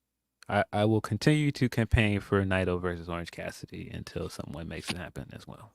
That this year feels like it. There's no belts attached. We don't have to have no politics. Just do it. Yeah. But I feel like they're still not going to do it. But why wouldn't they do it? I don't know. Which of the Three Musketeers do you think is going to get a big match? I think Tsuji's got the match, right? Because Tsuji laid out his frustrations with Okada, so I think he's the one that's gonna have to go Okada match this year. I like that match. Yeah, so I think it's because Tsuji's stopped by commentary like, yeah, are you proud of yourself? Is that what he said? Oh, that's right. Mm-hmm. So I think that's setting up that match, and that's been funny for the last few weeks of New Japan guys complaining about the belt being at AEW and complaining about certain things with the partnership. They're working, guys. Definitely. All of you guys that are like, no, they're really ruining New Japan. Yeah. They're working. They're working towards Forbidden Door. Like Gabe Kid was doing his thing for a reason, you guys. He wasn't just burying people because he wants to. I mean, part of it. Adrian Carpenter says, I feel like this Tiffany Stratton social media incident is swept under the rug by the IWC and dirt sheets. They're trying to minimize it. We'll get into it when we talk more about Queen of the Ring and King of the Ring. I don't think that based on the outcomes we got, that it got minimized. Yeah, I kind of feel like that outcome would have been a little bit different, but we're going to get into it. Yeah. Jana says Triple H has said before he books main events with what has the big story. If Drew and the World Heavyweight Championship don't main event Clash at the Castle, but Cody and his opponent do, opponent of the month do, then we know he's full of shit. Perfect PLE to elevate the World Heavyweight Championship. Yeah, Drew McIntyre has to be in the main event with the belt, right? I would assume so, but it depends on who Cody's wrestling at that show. How far is that show? It's in. Is it September? Or is it before that? Let's Google. These shows are like quick at this point. It's Googleable. But yeah, who's Drew gonna be mixed up with? Because he has to come back and then he has to win it. He has to like. They've already announced that match because it's in Scotland. It's gonna be the rematch against Damien, right? It's in June. It's June 15th. Oh, that's not that far from now. 4 weeks. Damien and Drew. You think that's the main event? Yeah, I mean they've basically hinted at it from jump. Like, I feel like that's got to be the match. I don't know if it'll be the main event, but that's got to be the World Heavyweight Championship match. Over Cody and a month from now, Cody and in Scotland, I don't know. That's not that far. Yeah, but I feel like you got to give Drew the win. I mean, especially with how Clash of the Castle ended last time without him getting the win, and then he started a sing along. Nah, you gotta make this right. They might do it to him again. No, please don't do this. If they did it to him again, that'd be sick. The homie's about to box before that too, isn't he? Tyson Fury. So yeah, they got to make it right. Unless he loses. Our friend Vergov says, "Happy Grapsody Day. I get Double or Nothing and Queen of the Ring, Queen and King of the Ring during my birthday weekend. Gonna enjoy some of everything, soap opera and good graps. Yeah, Vergov and Phil are just having these weekends filled with all kind of delicious gems. Lucky y'all. Yeah, I'm gonna be in New York, eating papaya dog and listening to you guys tell me how this is real pizza." Oh, he's already into it. How long you about to be out there? Just a weekend. So like Friday, and I'm coming back Monday. I think that's what's up. Damn, I want to go to New York. I got 100 clips on it. I got 100 clips. Nigga, I'm from New York. Shit, what if Vegas? Okay. Deontay Soignier says 92-hour work week. Whoa, Deontay, what's going on there? And still caught Best of Super Junior Stardom and Tokyo Joshi Pro Wrestling. I'm off today. I'm getting high and eating shrimp fried rice and PS5. Love y'all. Deontay, 92 hours in a week. How do you even do that? I'm more concerned as to how do you eat a PS5? Like, wait a minute. I'm assuming just the way that was worded is funny. If you work 92 hours in a week, you get hungry, I think. So you're like, yeah, I'm about to eat this PS5. Shout out to Deontay. Love you, man. Hope that all is well. And I hope that you get to take a nap. Delayed Grat says, did you guys already discuss the Tiffany Stratton tweet? Jade's defending her, but then Tiffy losing to Bianca, even though Bianca seemed to be selling an injury angle. Yeah. Yeah. That was a thing that happened. I don't know why that happened, but it's a thing that happened. You want to get into this Tiffany thing now? Yeah. Sure. Yeah. So coming into this week, I thought that Queen of the Ring was going to be Tiffy time. I assumed that Tiffany was going to make it all the way to the finals. That was my prediction. This was 3 days ago, right? It was Wednesday or Tuesday? I think it was Tuesday. Mm-hmm. Tuesday, a clip surfaced of Tiffany hitting Jade with a forearm, and it had the clip from whichever battle rapper it is, and it's become a TikTok thing of the battle rapper saying, "You black bitch," and it's her hitting her and knocking her out of the ring. Um, when I first saw it, I was very confused because Yes. I was recording something, and so I didn't have the audio on my phone on. I just had people sending me this clip over and over. Like 3 people sent it to me, and every time I opened it, I was like, "Why are people sending me this clip of her giving her the forearm? Like I don't understand." And so after I finished recording, and I actually turned my audio on my phone, I was like,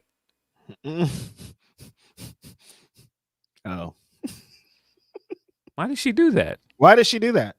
And I like stared off at the wall for like the next 2 minutes, like, why did she do that? Like, I I don't know what to make of this. I watched the discourse online. I saw people at one point saying maybe she did not hear the audio. How do you not hear the audio? I don't know how these TikTok things work. I'm old. You don't make a video and share a video without turning my audio's not on either ever. But if I'm releasing a video or making a video that's going out to somebody, I hear the audio. No way that a 25-year-old Tiffany Stratton accidentally did this is what I'm landing on. Yeah. Do we have proof that she actually posted that? Because that was the other thing I was not sure of. Because everywhere I've seen it, like it has her name above it, like it's her IG stories, but I didn't actually go to her IG stories and see it. Everybody sent me the clip of it.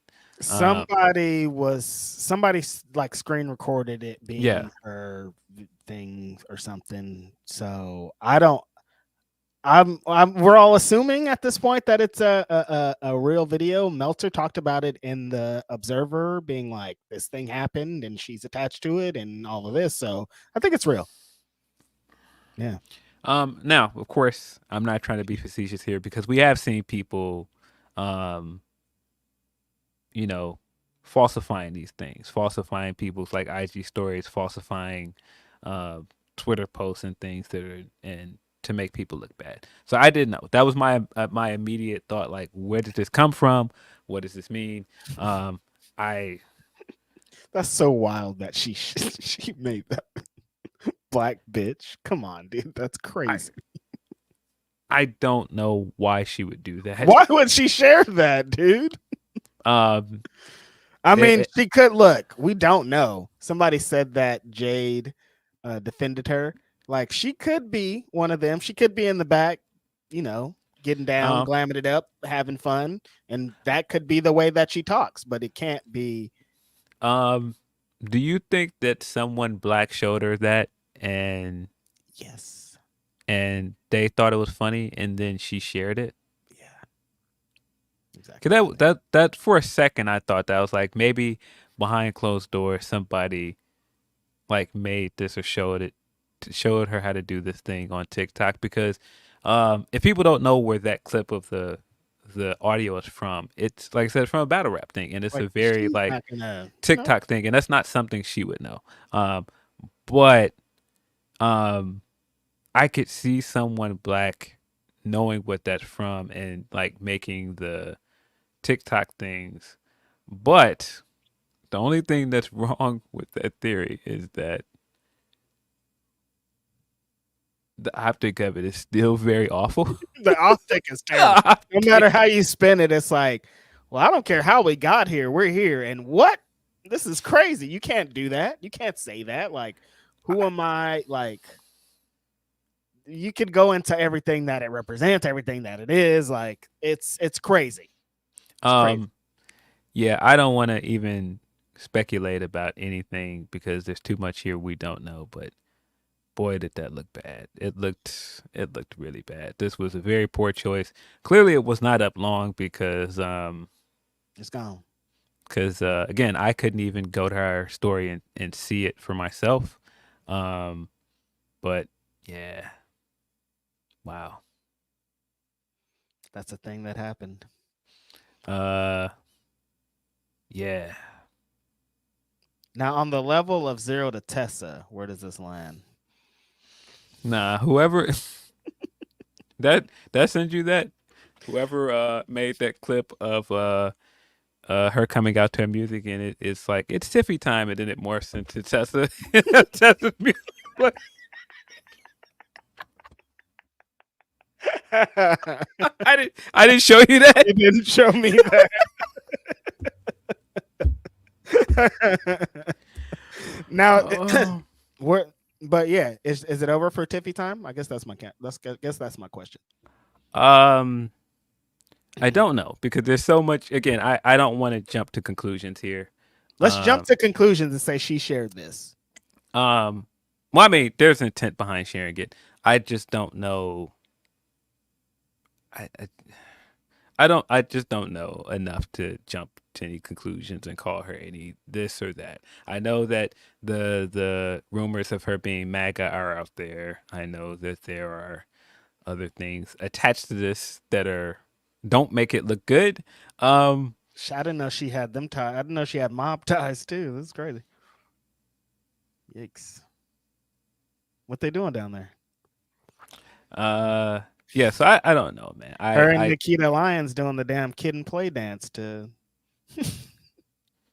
Yeah, I don't know. I don't. There's not enough information for me to say yay or nay, but it don't look good. That didn't look good, and I think with a lot of things that happen like this, and people are like, okay, well, why didn't they do anything? Why didn't WWE respond to it? Why didn't they punish her? Why didn't they blah blah blah blah blah? Because it's not a story. Because it didn't get shared at a lot of outlets. It's an internet thing. Fans on the internet saw it. People like us saw it. It's a very if you know thing on the internet. A lot of people that go to the show. That's not enough for them. Yeah, a lot of people that go to the shows, a lot of people that are outside of that bubble are not going to know about it. Like I watched SmackDown, and them fans in the arena, they didn't care about that. They don't care about that. No, of course. And when you look at the reaction at SmackDown, it's not like she was getting booed. It's not like none of that was happening because, like I said, it's in a certain bubble. So they're not going to draw attention to it. The last thing WWE would do is come out and acknowledge it and then get more people to pay attention to it, because then more people are going to pick it up. Bigger outlets are going to pick it up. Then it becomes a story. And so, to the point earlier where people were saying that they didn't feel like certain people were talking about it, certain outlets weren't covering it. It's because that's why it's not a story yet to certain people, because it's not. It's an internet thing. It's a very if you know thing. Like I said, did not look good. Did not look good at all. I was very much looking like, why would she do that? Like, what? Maybe she's standing on business. Maybe that's what she is. Maybe that's what this is. I don't know. What do you want from me? Like she posted it, She posted a video of her hitting a black woman saying "black bitch." She posted that. A white blonde woman, Barbie. Tiffany Stratton. Tiffy time. The new one. Next one. Next up. She posted that. And she's like, we're talking about a tournament that she was like, I talked on, you could probably pull up the clip last week of saying, I think Tiffany Stratton's going to win. This was hers. And she was like, let me show you how this is. That's Steve. Yeah, I just, like nothing's probably going to happen. I think. No, they're not going to acknowledge it in any way, because like I said, then that would turn it into a story. And I would assume that that's why she hasn't said anything about it either, because once she comes out and apologizes and reference it, then, like I said, it's going to get picked up by outlets, and then it's going to become a bigger story. I am almost 100% sure she probably was advised to just ignore it and it'll go away. Does she owe anyone an apology?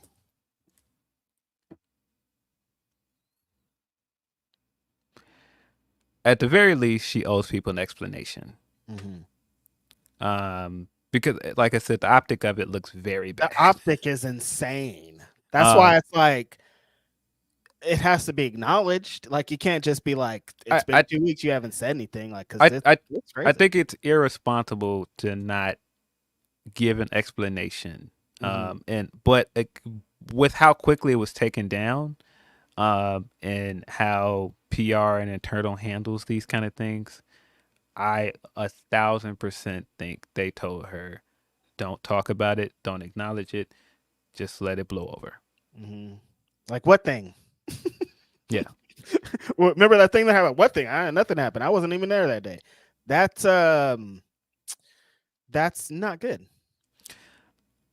I know because me and it you, doesn't matter on a high thing, but like, but I mean, me and you are saying that. I think that that's one of those yeah, internet things that is going to continue to I guess. circle around internet fans, but people outside of the I mean, internet because there are still aren't people gonna. that are like, bring back Tessa. There's still people that are like, Chris Benoit should be in the Hall of Fame, so it doesn't. The That's what I'm saying. game, It just, I think in their minds they think if they draw any attention to it, that's gonna make it worse. yeah, And they're probably right. Thinking as a normal person and not a corporation, that's not how I would handle it. But that's totally how companies handle these no, we're things. not a They don't want. corporation. So yeah. No, you're 100% right. Like we're thinking on this like surface level right here of like that looks crazy, but they're thinking of like, motherfucker, let's move forward so no one tries to get into this. The same people that sat in the press conference when the lawsuit stuff was happening and saying we want to focus on the positives, that's what they're trying to do. They want to focus on the positives. This tournament has been doing really well for them. They got a lot of good things going. They don't want to draw attention to this. Wow. Well, you And said it. You know Triple H. Well, that little old thing? Nah, we have this big thing over here, dude. What do you mean? I yeah, I'm waiting for the day when she does win something or something happens that she has to be in a press conference. And when nobody asks her about it in a press conference, certain people in the online community are going to be mad about it. Mark my words, that's going to happen. Oh, it's happening. Clip this when it happens because people are going to do it and it's going to be predictable. But yeah, Now, if she did, could she redeem? If she came out tomorrow and was like, you know what? Yo, I thought I was doing this, but I was really doing this. My bad, everybody. She could redeem herself. but that's why I'm I'm just like asking. I'm playing devil's advocate over here, guys. that's why I'm like I think that the issue here it's not enough information for me to run with and be like, all right, this makes her racist or this makes her this or like Right. even the MAGA stuff. I've only heard rumors. I have not seen any of this myself. I don't know I any haven't of said like I'm just learning of I, this. so like I said personally, I'm not trying to shoot her any bail. I'm not trying to No, because act I like can. Yeah, act yeah. like this isn't as bad as it seems. I'm just simply saying I don't know, and because I don't know, I don't feel comfortable jumping to conclusions. Yeah. Same. Yeah, very, very uncomfortable situation. Very uncomfortable with the internet discourse around it. Very Where uncomfortable. is Cresta? We like a women's perspective would have been great here today. Thanks a lot, Cresta. Yeah, very, very uncomfortable with certain people thinking this was funny. Like, I don't know if this is the one to laugh at. I don't know. It's we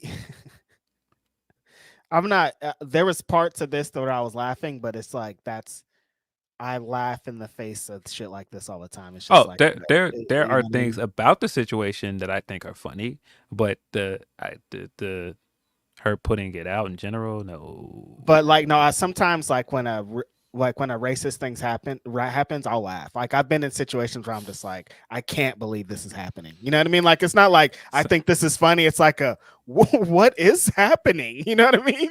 it's something about racism, especially when it's tiny. It's funny. Right. You know what I mean? You're like, If that's people, so if people, racist that it's funny. if people don't know, that's a reference to. Sorry.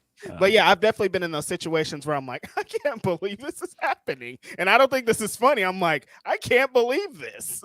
Yeah, yeah. I was very much stunned by it. Wow. And Yeah, but that's the reaction I have. It wasn't like this is funny, haha. She made a good bit. I was like, I can't believe she did this. Why would you do this? The internet is so it's destroying our lives. But like, you guys don't have fucking etiquette class at the PC. Like, you guys aren't running maybe don't something you think is funny. A lot of these people aren't going to think funny. I have this little platform and my 10,000 followers, and I know that. Like, I know, like, sometimes I want to say a bit to Phil, and I know a lot of people probably aren't going to think that shit's funny, so I keep it. And no. you might think that shit's funny and putting it out, and there's going to be a gang of people that are not going to like it. Listen, I had an entire conversation with somebody about something that I think is really funny that I think a lot of people would not think is funny. Sometimes inside jokes need to stay inside jokes. And no. Let's be careful before I move forward with this. I don't want to frame this like this is an inside joke Oh she yeah, had with no, somebody. definitely not. But I'm just saying in the realm of humor and the way certain things went around this conversation, it was pretty awkward. Yeah, Very, very awkward. super awkward. But I think out of that was the second major controversy coming out of this tournament this week, because we got a lot of discourse from this tournament so far. I think the tournament's been good. I think the women's side has been better, of course. What was the first thing? Your boy main event Jay pinned Ilya Dragunov to move on to the semifinals. It's always been such a long week. I forgot there was a whole discourse of people saying Jay's the worst of all time. Of course, this is not similar controversy, but this was the discourse of the day. Yeah, totally. At one point. And this tournament with the injuries and people being replaced, it might something's wrong with this. You know what I mean? Like, this stuff keeps happening off the backs of this tournament. Yeah. Yeah. We got the quarterfinals though this week, and I thought the quarterfinals were good. I thought the Gunther and Kofi match was fire. I love when they give Kofi a chance to show that he's still good as a singles competitor. Yeah. I thought he had a fire match with Gunther. Yeah, those are always my favorite Kofi matches, where it's like, we know he's one of the greatest tag wrestlers of all time. New Day's the greatest faction, but he is one of the best baby faces, heart come from behind type wrestlers that WWE's ever have. And when he reminds us in matches like this, is like, oh yeah, it's Kofi. He's fucking amazing. One of the greatest of all time. Yeah. Quote me. Straight up. But Gunther, of course, moves forward to the second round. That should have been your first hint that Dragunov was losing, guys, because that was the hint that everybody that they thought he was winning. I'm like, what? Because of course, we want to see Gunther versus Dragunov. They have the storied rivalry from NXT and NXT UK. So people want to see that match on the main roster. It's too soon to do that match, so they're not going to do that match in a tournament. And like, isn't the match wouldn't that just been next week? That's a big high profile match. When they revisit it, they want to do it in a big way. And so the second Gunther moved forward, I was like, oh, I see what they're doing. Jay lost his match to Gunther because Jimmy interfered. This is him getting his rematch. They're doing a similar thing with the women as well, where they set up what looked like would be the semifinals match, and it's a big high marquee match that you're not actually going to get. It's just to create anticipation for the match, but they're not going to give it to you yet. And so the second Gunther won, I was like, oh, I don't think we're getting a Dragunov match. But we got main event Jay taking on your Dragunov. Why are people surprised? I like Jay, man. Let me preface with that. I like Jay. I have not been high on Jay's matches for a minute. And I don't think that's because he's a bad worker. I just think the style of matches he's doing with this character are not for me.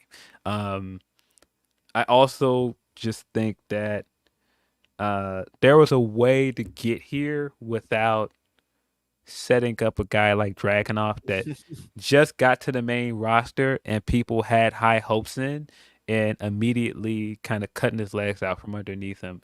Because again, I expected Jay to win, but then when it dawned on me, I was like, "Oh, he's gonna beat Dragunov though. That sucks. Mm, Like, I don't want to see Dragunov get his first loss that way." And I get the pecking order is where it is. Jay is where he is now. He's super duper over. He's been a part of one of the biggest storylines in the company, so it makes sense for him to get the win. But it just feels like it's too soon for Dragunov to take that kind of loss. And in that kind of way, I didn't like it. I didn't like it. It felt predictable, but I still didn't like it. But I did not expect to get on Twitter and find that people were like really, really upset that Jay won. I was like, I never commented when I saw it on Twitter because I was like, uh, guys, this was kind of easy to see that that's where they were going. I don't like it either, but I knew that that's what they were doing. I knew that they were setting up the rematch between Jay and Gunther. They were giving you the bait and switch. Let me tell you why I liked it. I don't want Gunther 2.0, and I don't want them to just do Dragunov the exact same bit that they did with Gunther, have him come in, be undefeated for a whole year, dominate, dominate, dominate.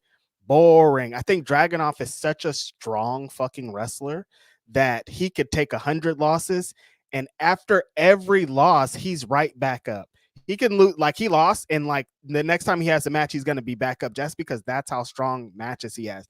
um this Jey Uso, contrary to what everybody believes, is never going to be world champion. I'm sorry, you guys, it's not happening. I don't think he's ever going to be world champion, but he is one of the most over wrestlers in the company by Yes. far, and he needs a consolation prize, and Yep. that consolation prize is the King of the Ring. I knew coming into this what time it was. I was like, Gunther has a chance, but I don't know if they're gonna really want to do that. They have Jey Uso here. He's hot. They keep telling him he needs to be world champion. They keep telling him he's that, but he don't need to be world champion. So how do you make up for that? Let's make up King of the Ring. Give him a little win. Give him this. And I'm not mad at him beating Dragunov because I don't want undefeated streaks. If he has losses on his record, that's okay. And the losses being one of the most over guys in the company, I think it'll be all right. Now, that turning into Jey Uso's the worst wrestler of all time. He's all entrance Yeah. and all this. I'm like, well, how did we get from last year we all wanted Jey Uso to be the world champion and beat Roman Reigns to now he's all entrance? Life comes at you fast. Comes at you really, really fast. And then that story too, Phil, of the WWE really likes what Jay's doing and they want to try to essentially capitalize off what happened in France and do more of that. And I'm sure they're going to start handing out like flashlights or something for Jay. It's like fans really don't want you to tell us that this is the person. They don't want you to shove No. us down the throat. They don't want the Roman Reigns thing. Like if you're telling us this is the guy, they're going to revolt. But like we should have Yeah. all seen this coming, I think, you know? No, I mean, we've seen it that just from the way he's been booked after the Bloodline stuff on, giving him the big entrance at WrestleMania, giving him the sibling match and giving him the big like vignette and everything, and like man, they gave him Wayne for his interest. Like they've given him every means to Just out succeed. of nowhere, Wayne's here. Yeah, Like, why is Wayne with him, Phil? they've given him every means to succeed, and I just think like it's working because he is over, but for me, the matches are not really hitting for me. Same here. Um, The but matches, I'm like, oh, the Damian Priest match, I was like, yikes. Like his last couple pay-per-view matches have been like the worst match of the show. yeah, it wasn't really for me. But I do agree with what you're saying that I can very much see Jay winning this whole tournament.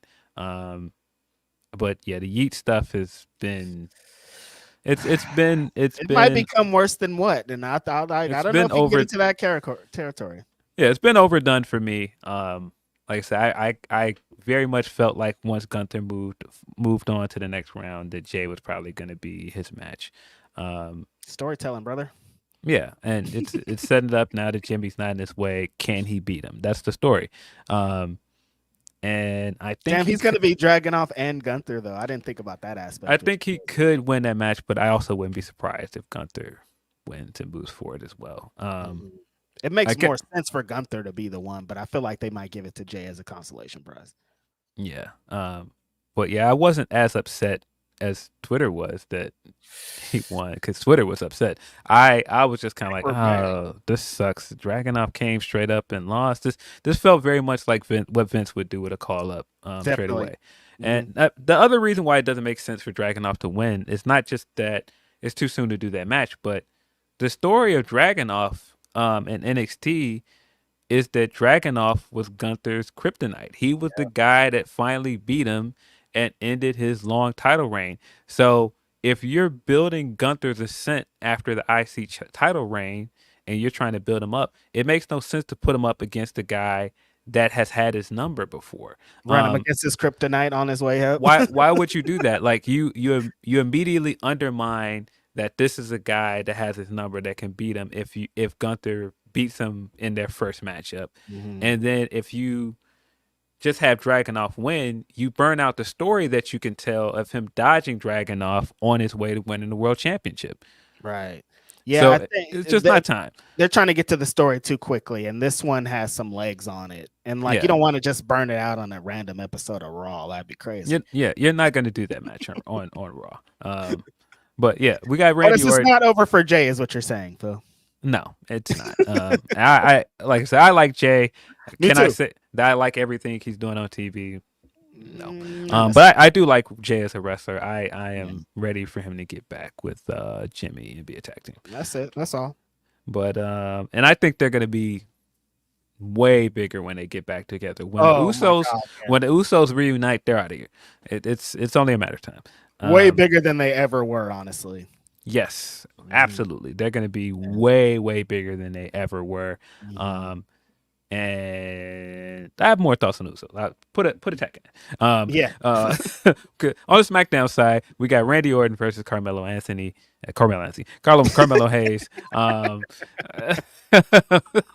Hooping. There was a Melo there, but not Anthony. Hooping. Orton took on Carmelo Hayes in the quarterfinals on SmackDown. It was a very Orton match. I really like that they paid off the stuff that they were doing with Carmelo on NXT, of him being a guy that grew up during the ruthless aggression era. So he used the ruthless aggression thing on NXT, and he went to punt Orton. I was like, that was a great touch, man. I have to give it to him. When they do something smart, it's smart. That was smart. Yeah. I mean, the match was what it was. It's like I said, it's an Orton match, and Orton matches are not really for me either. But I thought that this was good. I enjoyed it for what it was. I thought the bits with LA Knight and Carmelo Hayes throughout the show before were better than the Orton shit. Yeah, I agree. It seems like they're setting it up as like a filler feud in between. It seems like they're also going to try and get back to LA Knight versus Logan Paul as well. We have to get into this awkward contract signing as well in a minute. But it feels like they're trying to set up stuff for LA Knight to do before he re-enters the U.S. title picture. And if they're going to do the Carmelo match, I think that's a smart idea. Now that both of them are effectively out of the tournament, because LA Knight did lose to Tama Tonga, lost again to the numbers game. Got to go get some friends, LA Knight. Sorry. He still ain't got no friends, Phil. What's the deal? Like, you ain't be talking to nobody in the back. Like, after all this time, everybody keeps saying you ain't got no friends. You still ain't got no friends. Yeah. I guess when Pete Dunne found his name again, he transferred all of his scrappy dude butch energy over to Tama Tonga, because Tama Tonga was like walking around like growling. And I don't know what he was. I don't know what that was. That was so weird, man. And I think because it just cut to it with like no prompt. Like that was the first thing we saw when it cut to that room. Was him head. Was just his head like, like what? What is it? Now, Phil, inform us. You're a big New Japan fan. You've seen Tama Tonga for a while. Was he doing this in New Japan? No. Like, I don't. What? So what's going on? I don't know what that was. I don't know. I was like, maybe this is a New Japan bit that I missed or something. Like, and it's not. Yeah, very very strange. But that gave us more of the Solo and Paul Heyman tension. Um, Paul asked Solo if he talked to him again. He said, "Yeah, I talk to him all the time." And when he said him and didn't say his name, I said, "Oh." My theory in all of this is that he's not talking to Roman. He has not spoken to Roman since WrestleMania. I think he's lying. I think the guy behind all of this is one Dwayne Rock Johnson. And he is the one that's pulling the strings behind this coup. It makes all the sense in the world. The Mayavias have ties to Haku. And so it makes sense that he would be the one to recruit Haku's sons. It would make sense that he picks Solo as the guy to be like the de facto leader while he's not away. All to drive a wedge and to set up things while he was away with Roman. I think he has completely taken over and people just don't know it. This is all part of his plan. And that's also why I don't think we've seen. I think that's the reason we haven't seen Jacob yet, because that was the other joke.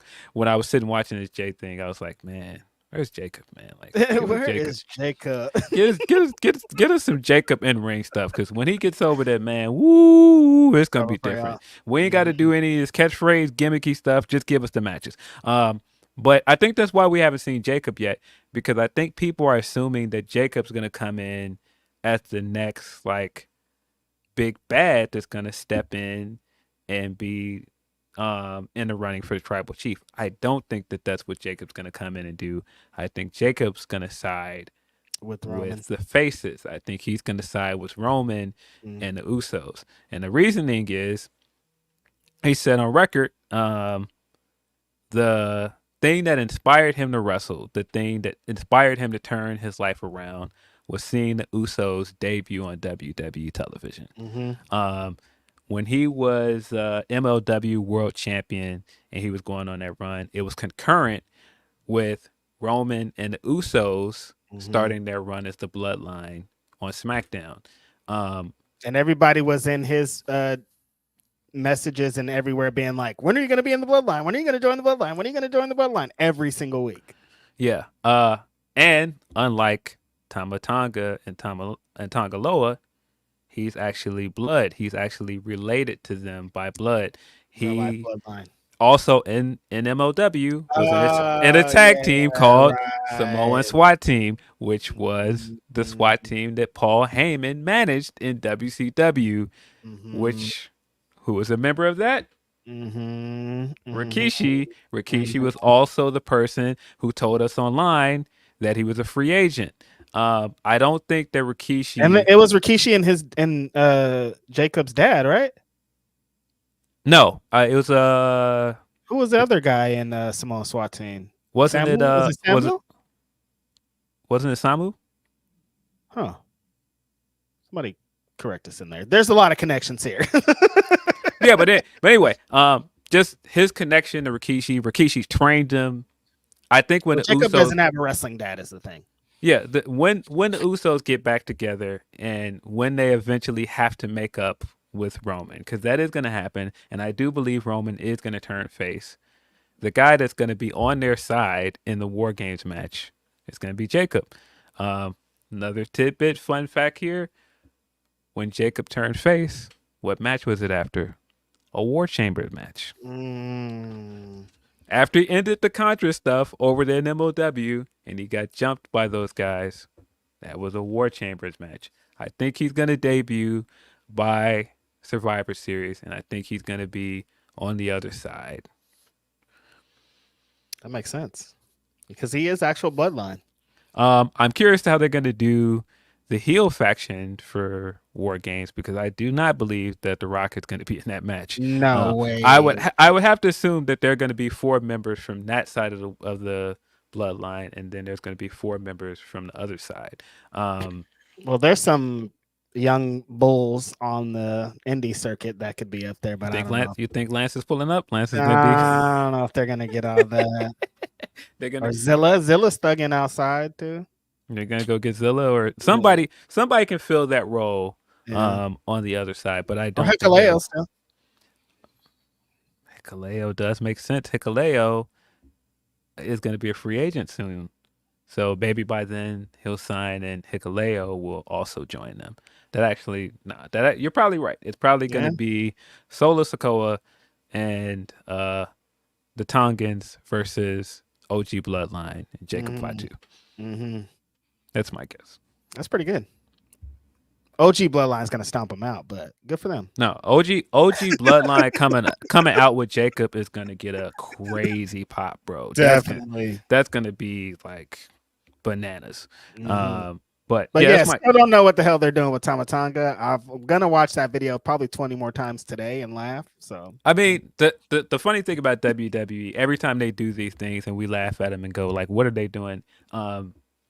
It gets us talking. And I guess for better, it's almost bad news for Tama because they're probably gonna lean into it. They're gonna be like, oh, I hope they don't. You know, but Tama is such a charismatic guy. Just the way he moves, the way he talks, like to have him doing that is so weird. Like the thing that got him over with Bullet Club is that he's just like kind of smooth and he has like just this. He has this vibe and energy to him. You don't have to have him doing that, man. Like. Leaning heavily into it's crazy. Yeah, leaning heavily into the savages thing. But we're speaking of LA Knight coming out of this and saying those savages. I was like, oh, careful. Excuse me. Yeah. Careful out there, LA. Yeah, but no, bro. Jacob doing that moonsault off the top of that cage, bro, at WarGames, because that is again a clip that's been going around this week of him doing the moonsault off the top of the cage at PCW. The Goose is ready for this. He's been waiting for a while. He's been patiently waiting for a while. That's the best part. Yeah. Which speaking of patiently waiting, leave 50 Cent alone, man. It's 50. Like, why would you? I didn't when why would you he pick did the 50? diss track? Yeah, I was like 50. Leave 50 alone, man. This is who you want to go after? 50 Cent? Have you seen 50? Do you know anything about 50 Cent? Nah. We know 50's body, man. Like, you can't do that. We didn't talk any about Nasty Man. Nasty Man running down the hallway in a towel. Boy, that we've seen a few surveillance footages of celebrities and domestic violence things. We saw the Ray Rice thing in the elevator, which also looked really bad. We saw the Sweetie thing in the elevator, which didn't look good as well. With Quavo, this is the worst one I've seen. This looked really, really bad. I don't think there's any defending this. And it looked like he was out of here before, but this is awful. Prison ain't enough. This looked really, really bad. Prison is not enough. So yeah, I hope Cassie is doing well. I'm sure it doesn't feel well to have to see one of your most embarrassing moments broadcast everywhere and relive the trauma of it. So I hope she's doing well. That clip came out of him at the award show being like, Cassie first. Oh, what a just terrible, awful human being. Nasty. That was. Jeez Louise. Yeah. Our homie posed a question online. Is everything erased? Like the stuff that he's like, this is a P. Diddy song or Puff Daddy song, like that's gone, of course. That's just trash anyways. But like everything he is attached to, is that tarnished too? Listen, I've been waiting for a reason for somebody to take all his ad libs off of Who Shot You. Thank God. It's so annoying. Like, just get his voice off of Who Shot You. Love that record. I don't need him yelling at us the whole time. Seriously, why are you yelling on here, dude? What are you doing here? Get him off that record. I don't know. I don't know the answer to that yet. That's a very complicated thing because he's involved in a lot of great music.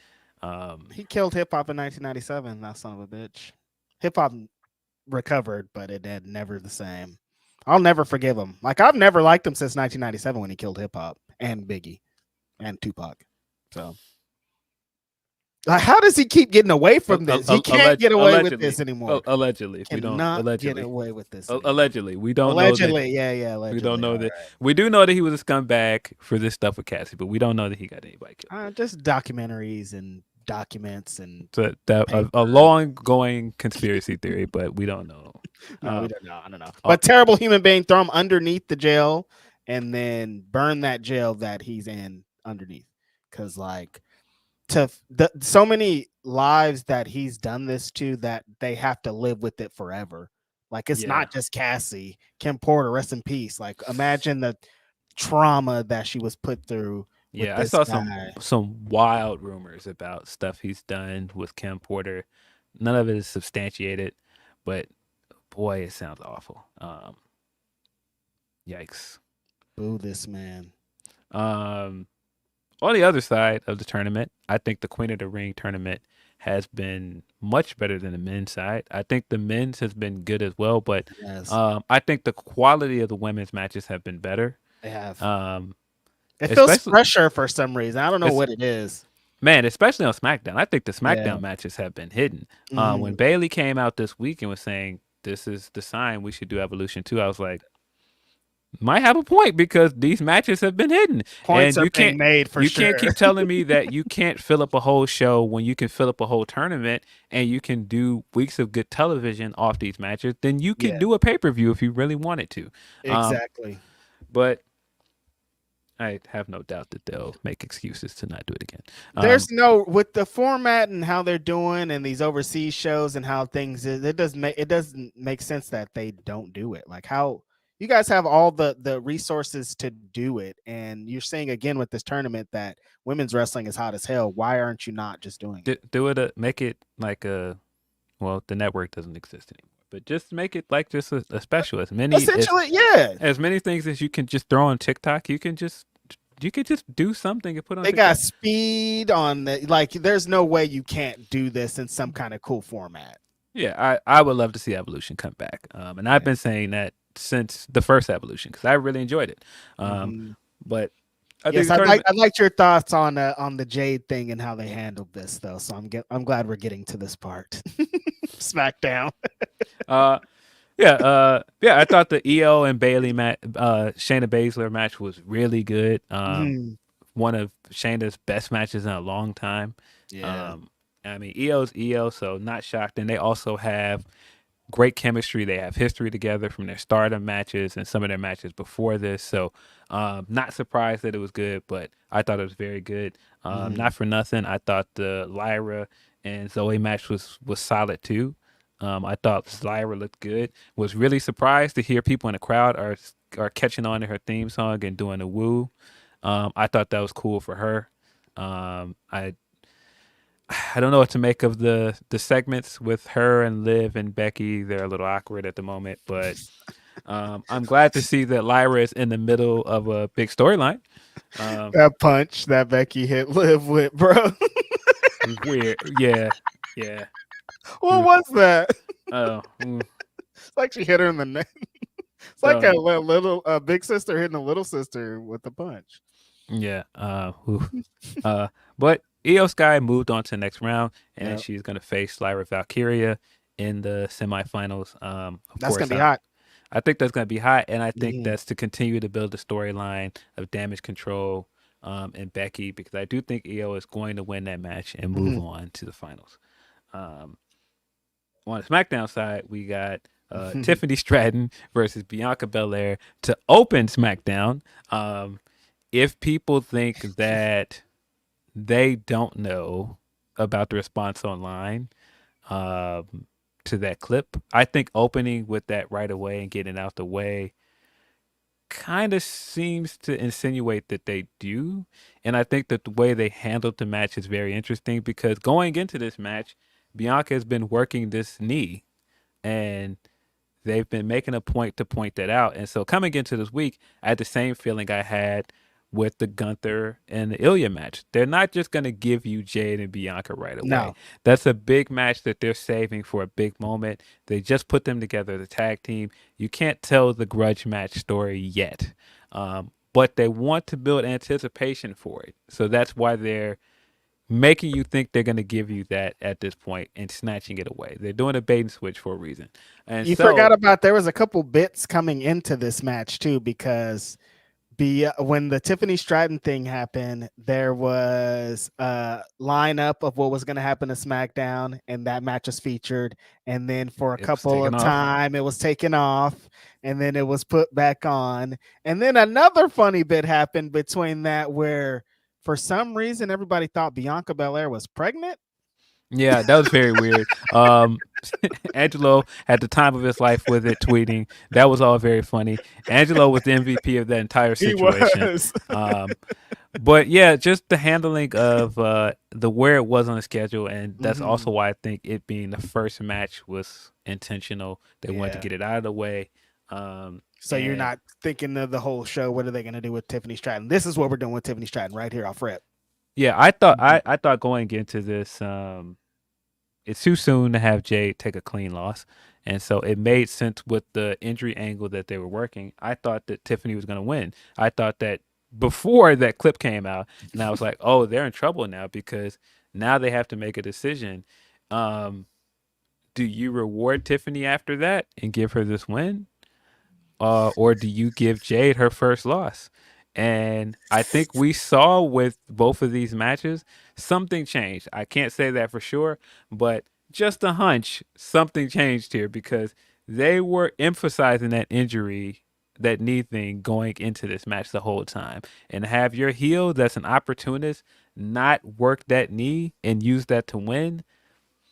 I think there's a reason for that because I think that was probably the plan when And she I was think that's possibly going to win. the finish to Nia and Jade was kind of wonky. That's why I'm like, I don't It really know if seemed this is, it seemed like you that know? was changed last minute as well. Yeah, definitely. But Tiffany versus Bianca was very good. I thought it was Mhm. like one of the best matches of the tournament so far. Mhm. I think it's easily one of The Tiffany's finish was best. pretty hot. Yeah, I think it's easily one of Tiffany's best matches so far. Mhm. And Of they course, after this. which Come on. lends to my point earlier that they're trying to just let it blow over. They're like, But just go out there and cook with Bianca. They'll forget about it. yeah, but this match did cook. Bianca did win clean here, which I think was a statement. Yeah. Again, can't prove that, but just a hunch. I mean, having the black woman that you called out of her name online Well, beat you it's clean is Jade up to that she something. called out of her I name, mean, same shit. but yeah, Bianca won. She moved on to the semifinals. And the other round, they built up Nia versus Jade. They've been building that rematch since Royal Rumble. That's how Jade debuted. She had the big elimination out of it. I assumed coming into this week that Jade was going to win and she was going to face Tiffany in the next round. That's another reason why I'm sure that they didn't want to have that matchup in the next round. Not just not rewarding her, but also giving us that matchup and possibly seeing that clip resurface some more online. It definitely would have resurfaced. Yeah. So Jade lost here in a very wonky DQ finish. I think it served its purpose to protect Jade and move Nia on to the next round. Do I think it was executed? Well, not really. Not really, but I think it served its purpose. I think certain parts of it worked. I thought the pull apart brawl was hot. I thought Nia trolling her daughter, telling her daughter her mom sucks was really funny. Nia continues to be really, really great. I'm glad that she is going to move on and probably have a hot match. I think she's going to probably beat Bianca in the next round and move on to the finals, if I had to guess. Who's going over? Who's winning? I kind of think Io's going to win. You think Ego's going to win the whole thing? Yeah, I initially thought Tiffany could go on to the finals and possibly win, but I kind of think Io's going to win now.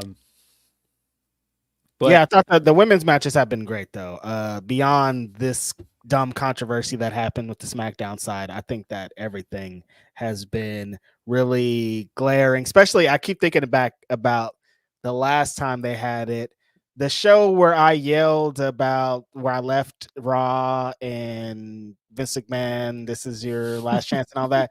They were doing King and Queen of the Ring matches, and they were like a minute and 2 seconds and stupid, and they didn't care. Like we're at a way different place. Yeah, the women's matches in the first Queen of the Ring tournament, and they weren't even calling it Queen of the Ring. They were calling it Queen's Crown, and those matches were nowhere near as good as this. This tournament has been much, much better. Again, I think that the Queen of the Ring tournament has been better than a King of the Ring tournament. Same. But yeah, I'm excited to see what they do with the semifinals. I think both matchups are good. Nia versus Bianca should be good. Io versus Lyra Valkyria is going to be good as well, I assume. On the other side, we got Randy Orton taking on Tama Tonga in his revenge. Randy was spitting a lot in that promo. I was like, why is he? Like he was yelling, but it was a lot of spit flying everywhere. I was like, why is he? Why is he spitting so much? But I was like, what's going on? But yeah, this makes sense, of course, because it's the tie back to Backlash, because Tama Tonga and Tonga Loa injured Kevin Owens, and as we know now, Randy Orton and Kevin Owens are best friends. You injured my friend and my tag partner, so now I have to cut a fiery promo to remind you who I am. I'm Randy freaking Orton. Seems like that's another guy's catchphrase, but we'll let it slide for now. I thought it was a high promo. I thought it was a great way to end SmackDown. And I think Gunther and Jay is got a lot of pressure on it. I would not be surprised if Gunther and Jay cooks next week, because just based off of all of the discourse and people saying that they're not high on Jay, and from what I've seen with Jay, usually when he has a good dance partner, he delivers. I would not be surprised if Jay versus Gunther happens. And you know what's going to happen. Certain WWE fans are going to be like, see, I told you. Y'all hated Jay. Y'all are overreacting. This is what happens when you overreact. And it's like, yeah, all right, come on. Yeah, it's like when somebody wrestles Bryan Danielson and shit. Yeah. So I would not doubt that match is going to be good. Gunther's one of the best wrestlers in the company. So I could not. He's gonna have a good match with him. Do you think that there'll be more backlash? Same thing if Jay goes over Gunther. It's gonna be bad, I think.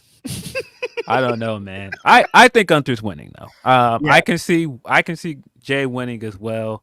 But because I'm thinking of setting up Jay and Tama, maybe you know. You think Tama Tonga's gonna beat Orton though?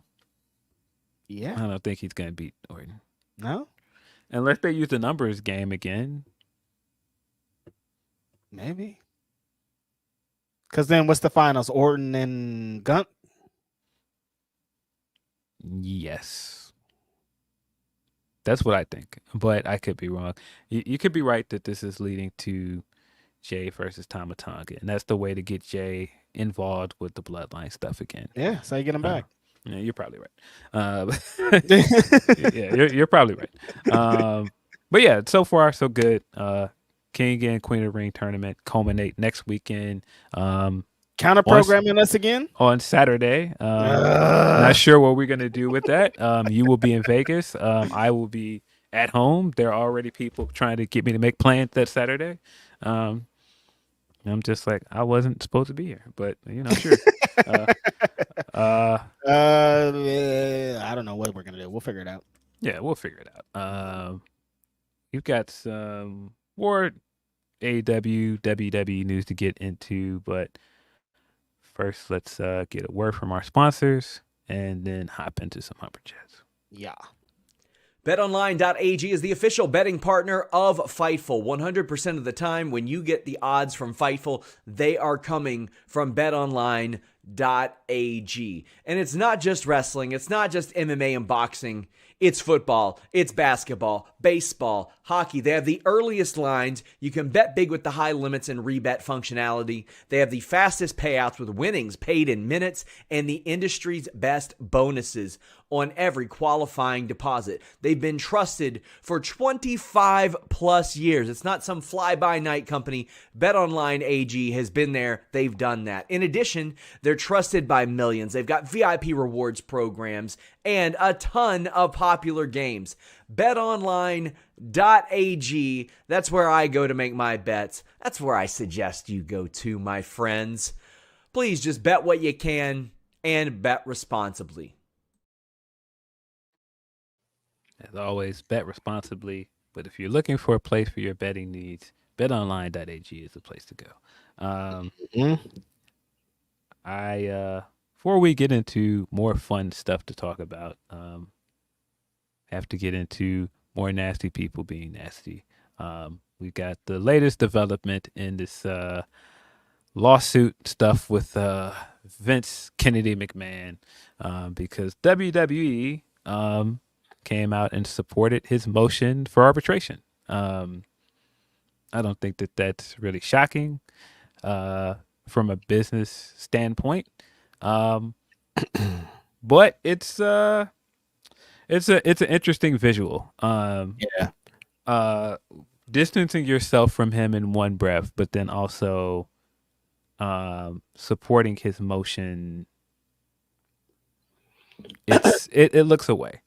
It looks crazy, yeah. Because especially when, like, I mean, from their side, they're attached to a lot of this, and she's like, "You guys are complicit. You guys are part of this." So for them to come out and kind of be like, "Well, no, we weren't," is like them protecting their butt. But then from this side, it's like, "Well, why are you protecting this guy when you just are trying everything you can to get away from him?" His defense of being, "Well, she wasn't supposed to say that," essentially is like, well, that's not a defense though. Like, well, Yeah. I haven't heard too many times of him coming out and being like, "I didn't do any of that." It's like, well, she wasn't this. She's lying. She actually liked all this crazy shit. And it's like, that's not what this is about, dude. You keep trying to spin it into she was young and in love essentially with this luxury billionaire. It's like, no, you were manipulating and being a terrible person. But this every time some new kind of bit comes out on it, it gets grosser and grosser. But like them kind of like, does this feel like they're supporting him? You know what I mean? Well, that's the interesting thing here. I don't think that they're supporting him as a person. Right. I think it's like you initially said. I think they're kind of trying to cover their ass. Mhm. So essentially, what the report says is WWE is siding with Vince McMahon in the lawsuit against Janelle Grant. Now, just that sentence in itself, it makes it seem like they're supporting him in his wrongdoing. Yes. That's not entirely true. Mhm. They are backing him, and they did file the memorandum on Wednesday in support of his motion to compel arbitration, disputing her allegations in the lawsuit. Mhm.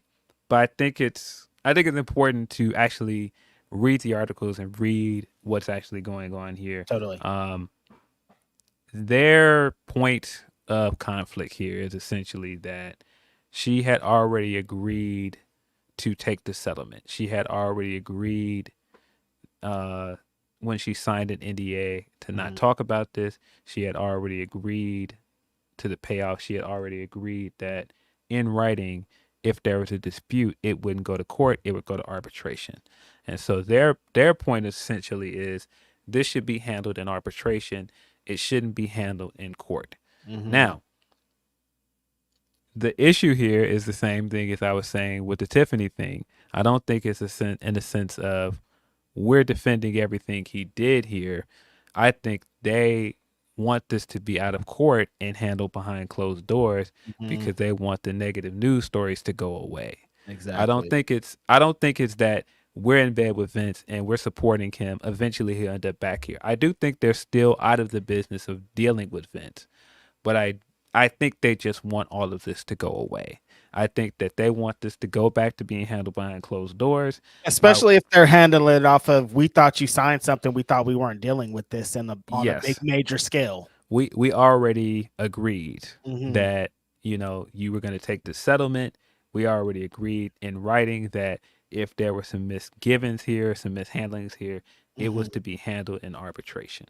But the things that are happening that got her to the point of bringing it here is what's crazy. Like everything that they're saying is eliminated because, like, well, what came after that though? Like, it doesn't matter what this, like, things were broken, NDAs, all this stuff was damaged along the way up here. So I'm just going to read this out. First line of it, again, sounds really bad. WWE disputes Grant's allegations. But as a threshold matter, this dispute cannot be heard in court because Grant agreed to arbitrate her claims. WWE therefore moves to compel this action to arbitration. Simply put, Grant has no claims actionable in this court because the separation of non-disclosure agreement she signed with McMahon and WWE, the monetary benefits of which she concededly accepted and retained, contains an arbitration provision that unambiguously precludes this court from adjudicating her claims. Now, again, that first line of it, the optic of that is awful. But again, now I think there's parts of her allegations that make the company look really bad. When you paint the company as this is Vince being a nasty dude and he had a environment that was culpable in his actions. Yeah, that looks bad on them. But especially when she's saying that you guys were complicit, and then it feels like they're being complicit again. You know what I mean? Yes. Like, oh, you're doing it again. What do you mean? Yes. It sounds really bad. But that's why I'm saying I think it's mostly they're saying, well, wait a minute. She shouldn't even be able to take this to court. She shouldn't even be able to talk about this publicly. Right. We shouldn't even have to hear all of this right now when we're up and doing. We washed our hands of this. We paid her. She took the money. She still has the money. Why is this going on? Why should she even be able to do this? Because she signed contract in writing. It says that this should go to arbitration. If anything, this cannot go to court. It does not warrant going to court. It should be an arbitration. But that is still saying whatever the full definition of arbitration is. It's still saying she could go after him, though, right? Is that kind of what I'm listening to? But going to arbitration and going to court are two different things. Going to arbitration is whatever the arbitrator that comes in, they're handling it outside of the courts. They're not going to be a hearing. So you can't. That's not really. That's like going to arbitration is like they think she's trying to get more money, essentially. Yeah, and it sounds like their dispute with what WWE is saying, and their being Grant and her lawyer, is that the Speaking Out Act and the Victim of Trafficking and Violence Protection Act nullifies the NDA. That's why they're saying that the NDA shouldn't even come into play, and because the NDA shouldn't come into play, arbitration shouldn't come into play, and so I should be able to take this to court. Like this whole thing is based off of manipulation, and you manipulated her into signing this thing. Like why would we listen to this when it's based off of this? Is their thing correct? But yeah, it looks really, really bad. I don't. This is again, like I said earlier, where me speaking as a human and not a corporation, as a human being, this sounds awful. As a corporation, I understand what they're trying to do, and it just looks bad. Like you're trying to get away from this, and you're trying to get out of the headlines, but you're putting yourself back in the headline by supporting his claim for arbitration. It's right. Like you're trying to wash your hands of this, but the way you're washing your hands of this is getting you back into the shit. You're trying to wash your hands of it with a technicality. You're trying to, I mean, it's not really a technicality. It's the legality of the contract she signed. The agreement she signed should mean that she has no case. That any dispute here should go to arbitration. But just like I'm on their side of like, well, you manipulated. Like I can't accept these things that you forced her into signing. You're a terrible person. Like what? I can't get into that. And then they kind of show like, well, there's money, and because the way that you read that is like, we paid her, she took the money, why is she back? And it's like, that's not really like, money doesn't solve all this. And that's what it felt like. They're like, we paid you and you're done here, why are you back? And it's like, it's not about money, dude. Like it's deeper, and it's way deeper than just Vince McMahon. It's not about this. It's about a whole bunch of people that were complicit in this. It's yeah. Well, I mean, I think that they're saying also, once you signed the NDA and once you took the money, you then have no claim to go to court. That was the whole point of you signing this and you taking the money. Once you took the money, you cannot do anything. You can't. So, Yeah. And for people that don't know what arbitration is just like a method of solving disputes from a neutral third party. And so I know people will say, well, of course they want arbitration because it's going to be in WWE's favor. Not necessarily. Arbitration is a third party that is not linked to WWE or Janelle Grant or Janelle. It's a third party that's going to come in to settle the dispute. It's just not going to court. It's almost like getting like a divorce lawyer instead of meeting in front of the judge. Like there's like a mediator that doesn't care about either side. They're just here to kind of solve it. But I don't think that's what Janelle Grant and her representatives are after, is what I'm landing on. They don't want to just go and talk about this again and get more money or get more blah, blah, blah. They want to take him to court because they want something to happen to him, you know? I get the feeling that they very much want to expose him. I think they want to expose him for what he is. And you can't do that in arbitration where everything's going to be centrally again. I think regardless if they go to court and they lose, I just think that they want this to be public. Exactly. And that's what I'm saying. It's not about money. They just want everybody to know the kind of person he is. Kind of stuff's going on over there. And I have no real belief that, the lawsuit or any legal stuff that can come of this is going to really harm him. But I think it was important for this to happen, for him to be exposed, and for him to be officially kicked out of the company. That needed to happen. That really did need to happen. And knowing that and he got rid of all his shares, and like they're really trying to be like, we're a Vince McMahon free space.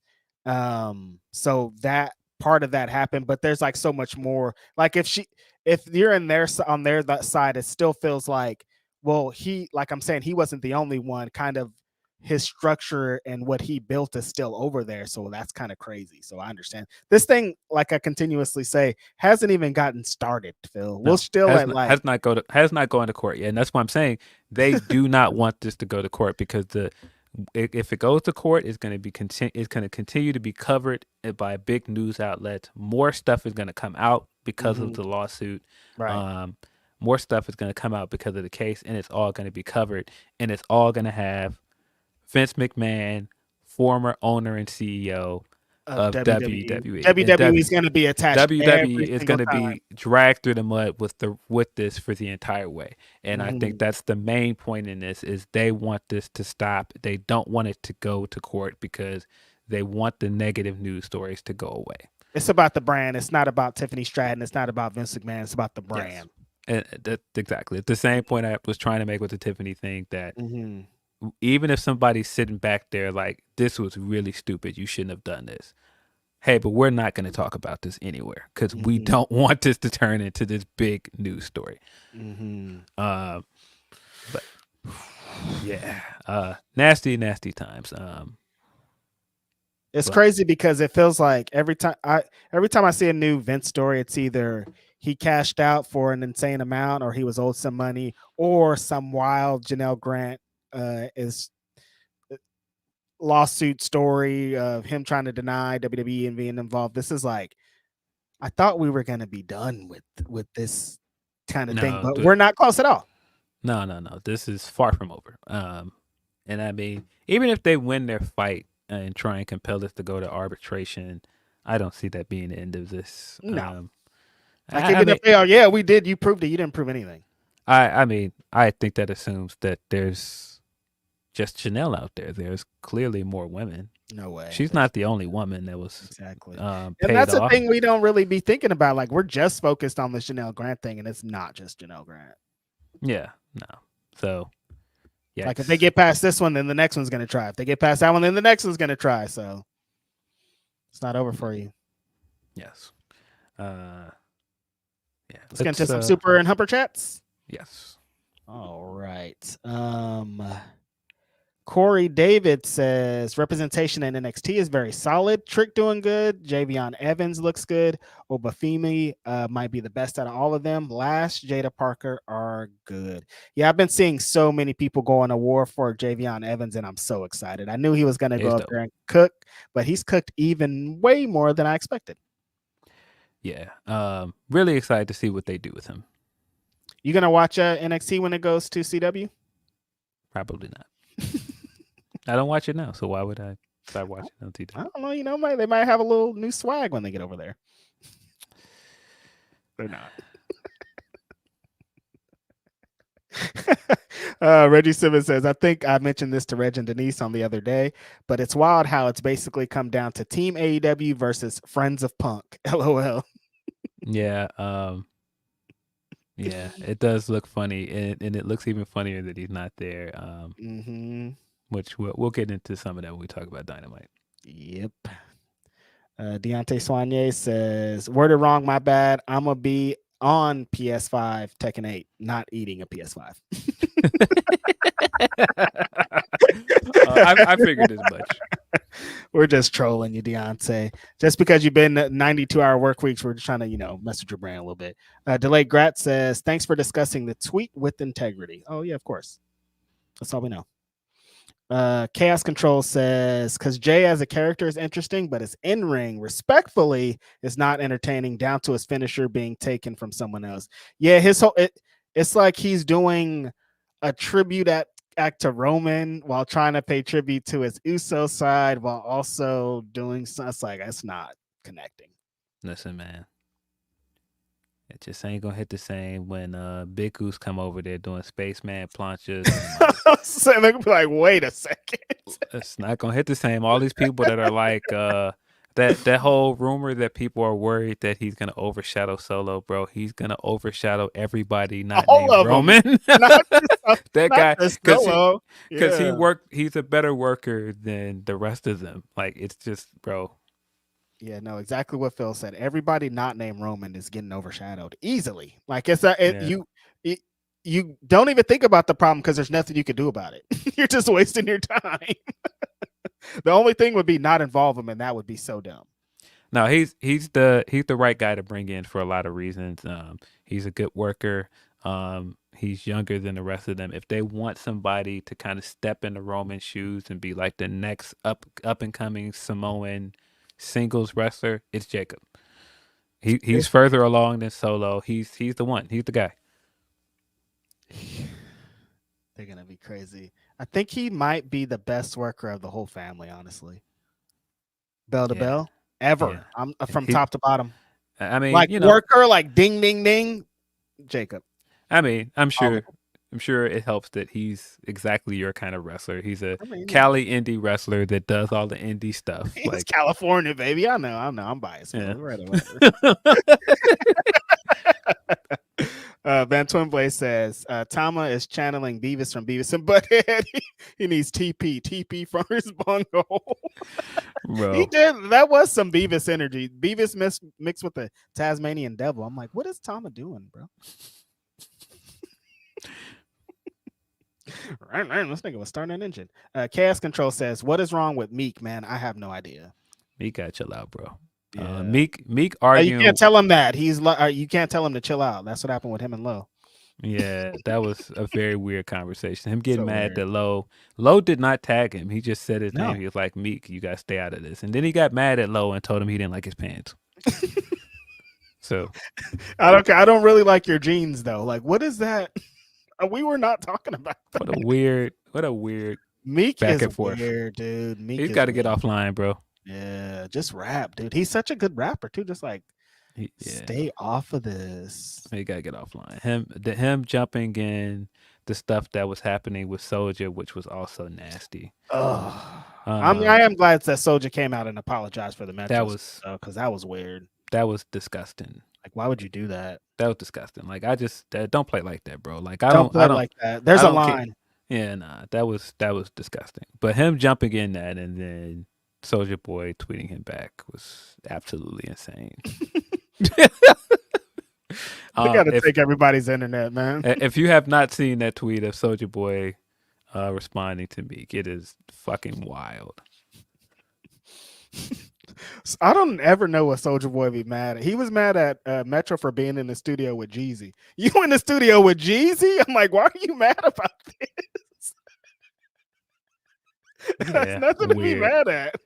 You in the studio with Jeezy right now, and I'm Big Soulja. I'm like, what? But he can. What are you talking about? I don't understand though.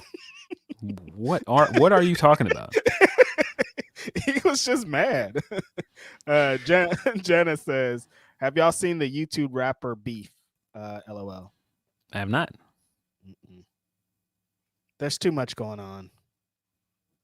It's a lot. Yeah. Thanks, Jenna. Thanks for everybody for submitting super chats. That's all of our super chats. Sure, we have a ton of humper chats because we have not read any of them. We are almost 3 hours into this thing. We deep in it. Now. It's Chopper. Dun, dun, dun, dun, dun. I'm gonna be. Were you a big Black Eyed Peas fan? Some of it got very played out. Some of it was like garnered towards us on some hip hop shit, but then some of it was like once it turned into that shit with Fergie and it was everywhere. And I can go my entire life without hearing "Let's Get It Started" again. I mean, Let's Get It Started, or I Got a Feeling It's Gonna Be a Good Night. Like if I never heard any of those songs ever again, I'd be good. Be really good. Oh my god, it's definitely on the list of songs where they just played it out, man. I just don't need to ever hear it again. Couldn't turn on your TV. You couldn't go outside. Let's get it. I'm like, okay. No. Stop it. Leave us alone. Leave us alone. Every graduation, I have a feeling. No. Stop. I don't want it no more. Yeah. Get me out of here. Cut it out. Okay, so Humper Chats from Tony P. Sean is out of here. There's no way to spin that video. End of the story. Ack is guilty as hell too. This is video. There's this video of his shit as well. He wrote that Drake bar and Arch 6 about too rich to get guilty. I want to see who the hell he will be. Who will go out if things go farther. Yeah, I don't know an Act thing. I know he's got some sexual assault or something on his jacket. That like there's allegations of sexual harassment or something, right? Yeah, it's like rape or something. Yeah, there was like a woman at his place, and she woke up, and he was assaulting her type deal. The way that he's talking about it is like not good. That's it. I don't know why. I don't know why we platform from some of these people. I'm like, do you guys hear what these people are saying? What's going on here? That clip of him talking about it and that clip of him talking about Meek, I was like, this is it's just too much negative energy for me, man. I don't like and that's just I don't know. I very purposely did not get into how I spent my Mother's Day because it was not good. I didn't spend my Mother's Day like hanging with anybody or being like jovial, and to get online and see people like making light of somebody's mother being dead, it's not okay. It's disgusting. Like we didn't need that. We don't need Act like jumping into this. I'm glad you're failing, and I get excitement out of your career being ruined. Like, bro, like, nah, that ain't it. Not for Meek, because more from Tony he's P. like Said, now like we know wrestling rapper. fans. Yeah, no. More from Tony P. Says, now we know wrestling fans are the worst, but the gaming community, that shit is like drowning in a radioactive lava pool. For those that don't know, Assassin's Creed is finally set in feudal Japan. The two main characters is a kunoichi named Nao and a historically known black samurai named Yasuke. As you can imagine, racists got pissed at the black guy being a samurai, saying he was just a servant, saying it was disrespectful to Japanese and other Asians. I saw this and I paid no attention to this because I'm in this phase of my life where it's like, hey, this is something I was looking forward to. I think this is cool. I'm excited about it. I don't care what these idiots are saying. You know how long we've been waiting for an Assassin's Creed game set in Japan? At least 15 years. And so I was like, oh, they're finally doing the game in Japan, and one of the main characters is like one of the most well-known samurais, one of the most well-known non-Japanese samurais ever. Historical figure, the only black samurai, Yasuke, like a legit historical figure. I was like, that's fire. Not just are we getting like a black main character in Assassin's Creed, it also is based off of a real historical character figure. Nah, that's great. I thought that was really, really cool. The trailer looks dope. I have not paid any attention to any of these people. If you're one of these people that are arguing with racists online, you are wasting your day. Let people be stupid. This is some advice I was given years ago. Sometimes you have to let people be stupid, man. It's okay.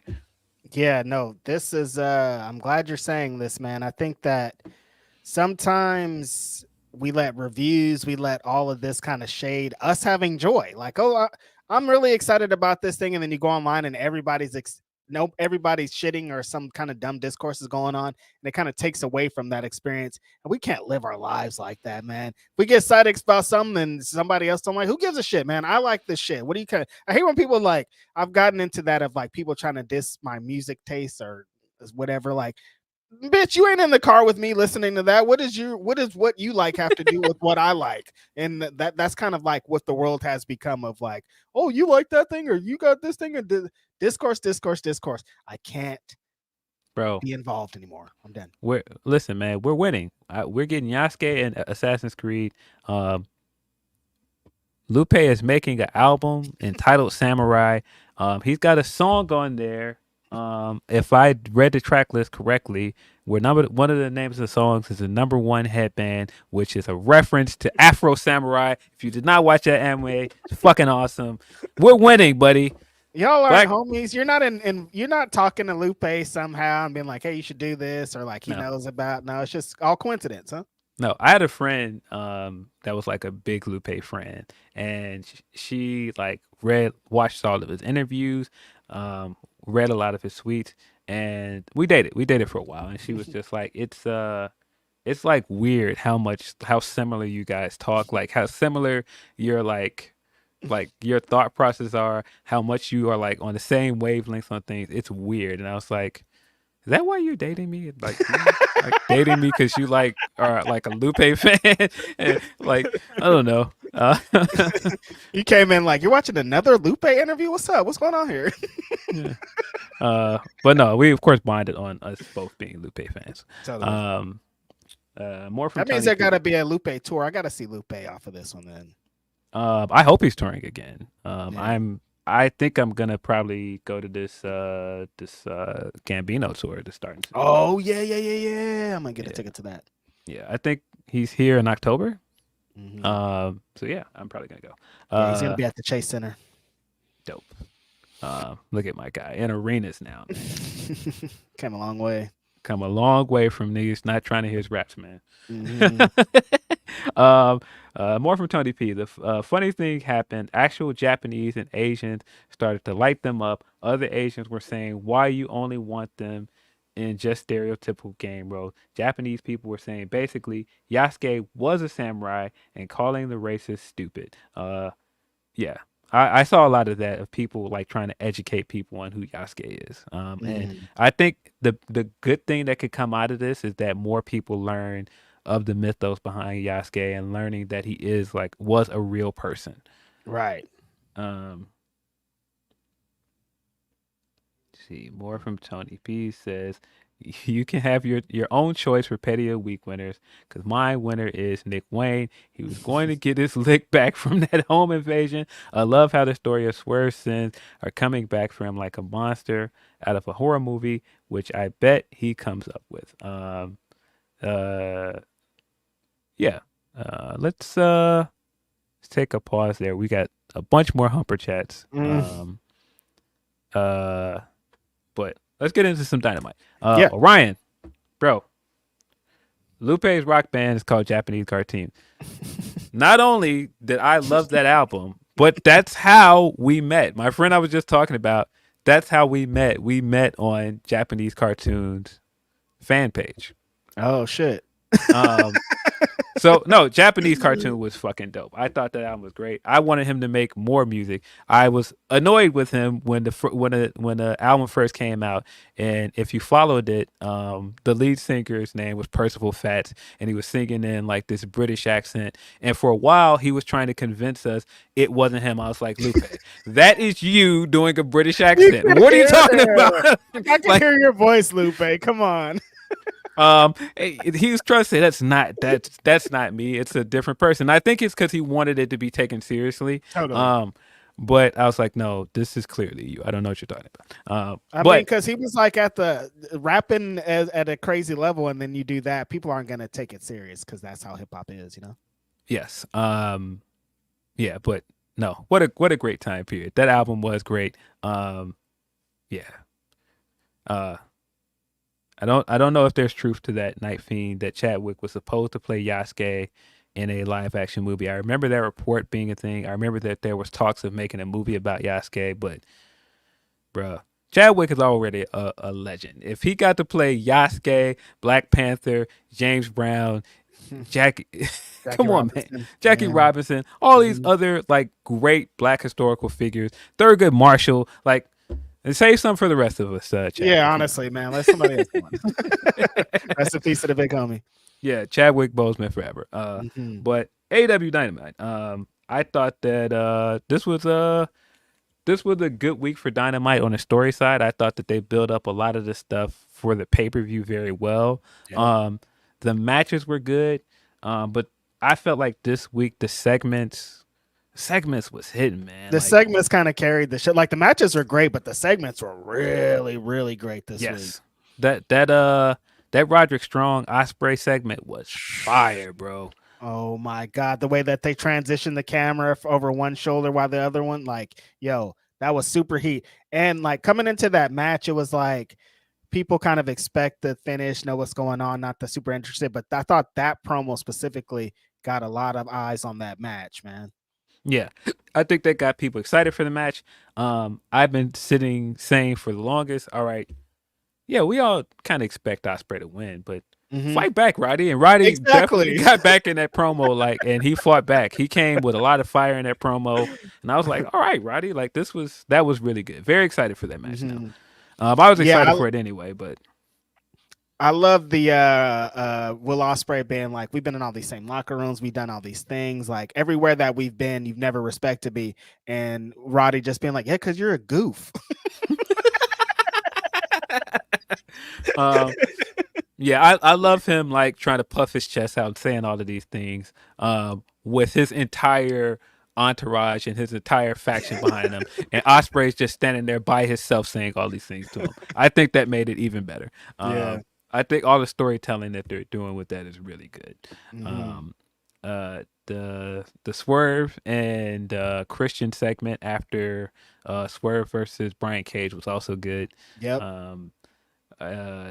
Tony got into the meat of it, but yeah, basically Swerve's demons came back to bite him in the ass because Nick Wayne came back and repaid the favor of hitting him in the face with a picture of his family and making him bleed in the ring like he did in his gym. I thought that was a really, really good callback. I thought it made sense for a Christian to come out and say, you embarrassed my son, and now I'm going to embarrass you because, of course, young Nick Wayne is his favorite son. And then you tie into like the actual like real life relationship between Nick Wayne and Swerve. I think that's a really good dynamic that they're doing. I don't know how he got the blood to squirt out of his head like that, but it looked terrifying. I was like, oh my God, that looks disgusting. I hope he's okay. We got a sick one here on Dynamite. Somebody help.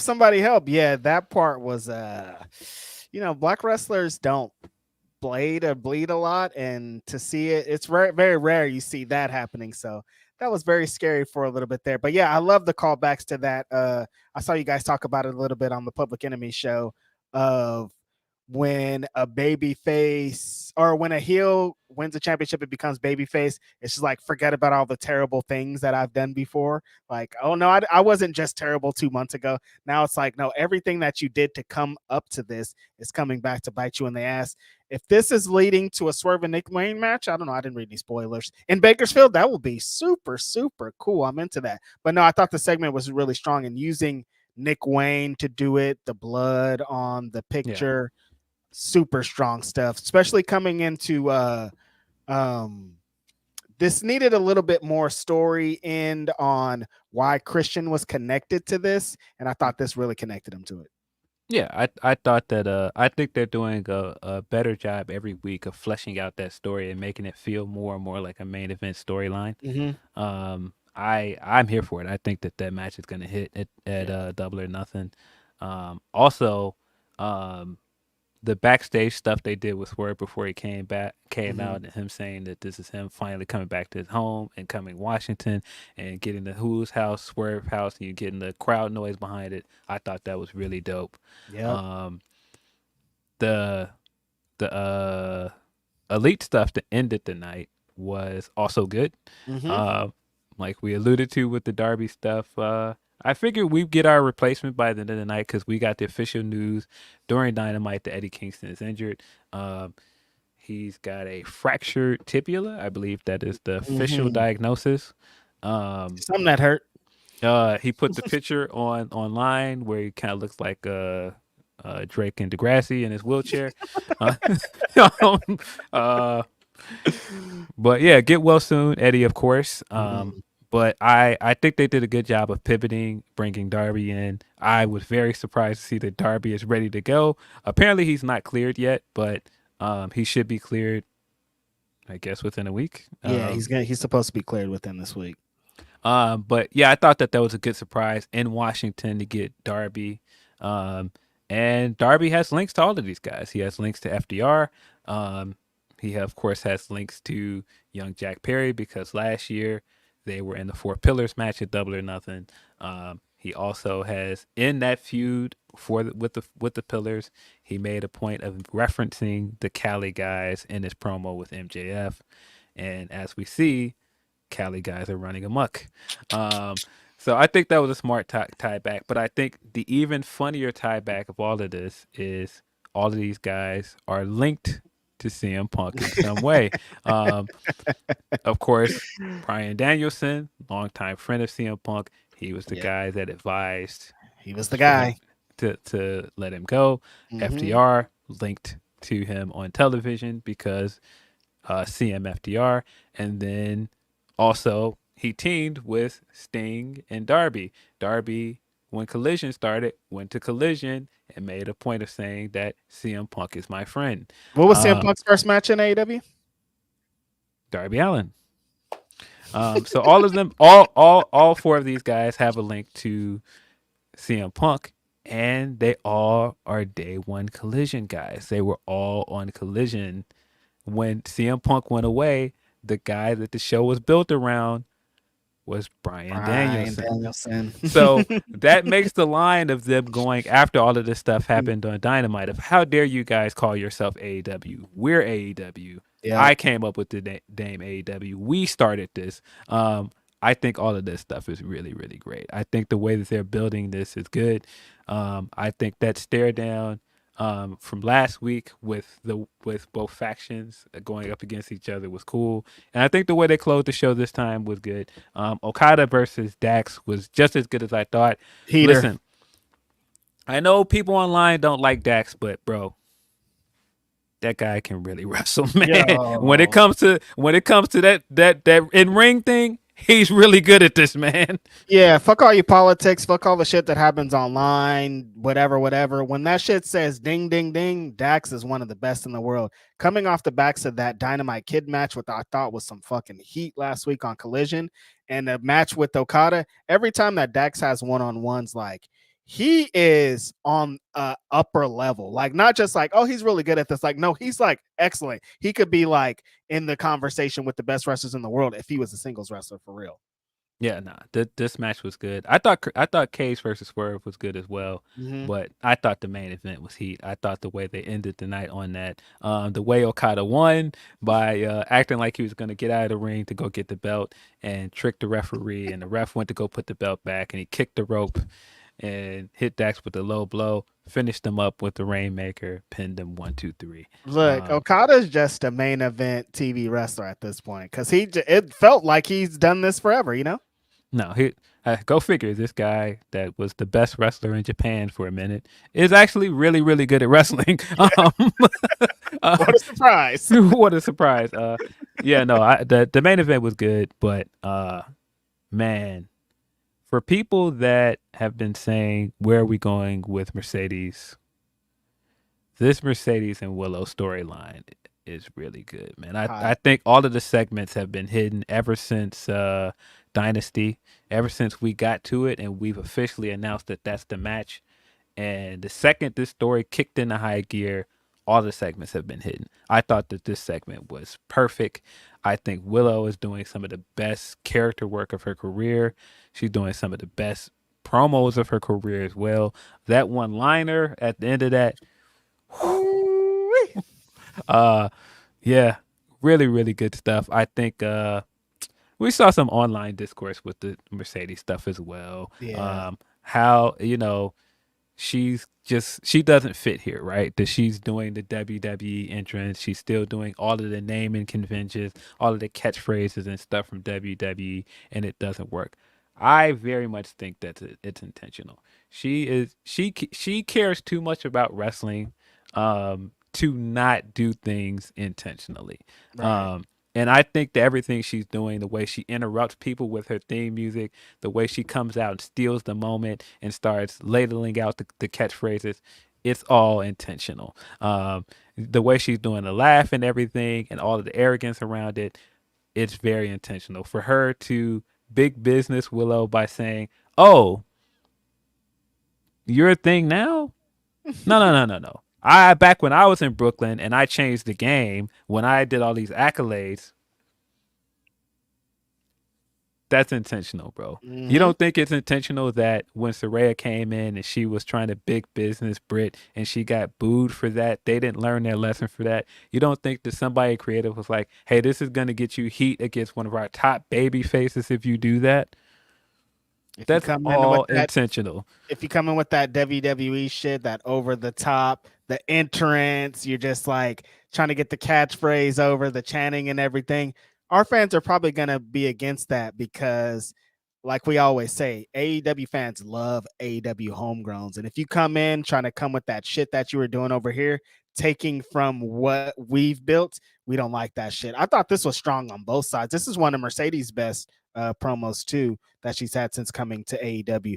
But Willow was locked in. Willow was like, I'm about to do the promo of a lifetime right here. This match, it means a lot being put in all these situations and given a live mic almost every single week at this point has, and I'm not gonna, follow the moment. I'm gonna really excel in this situation.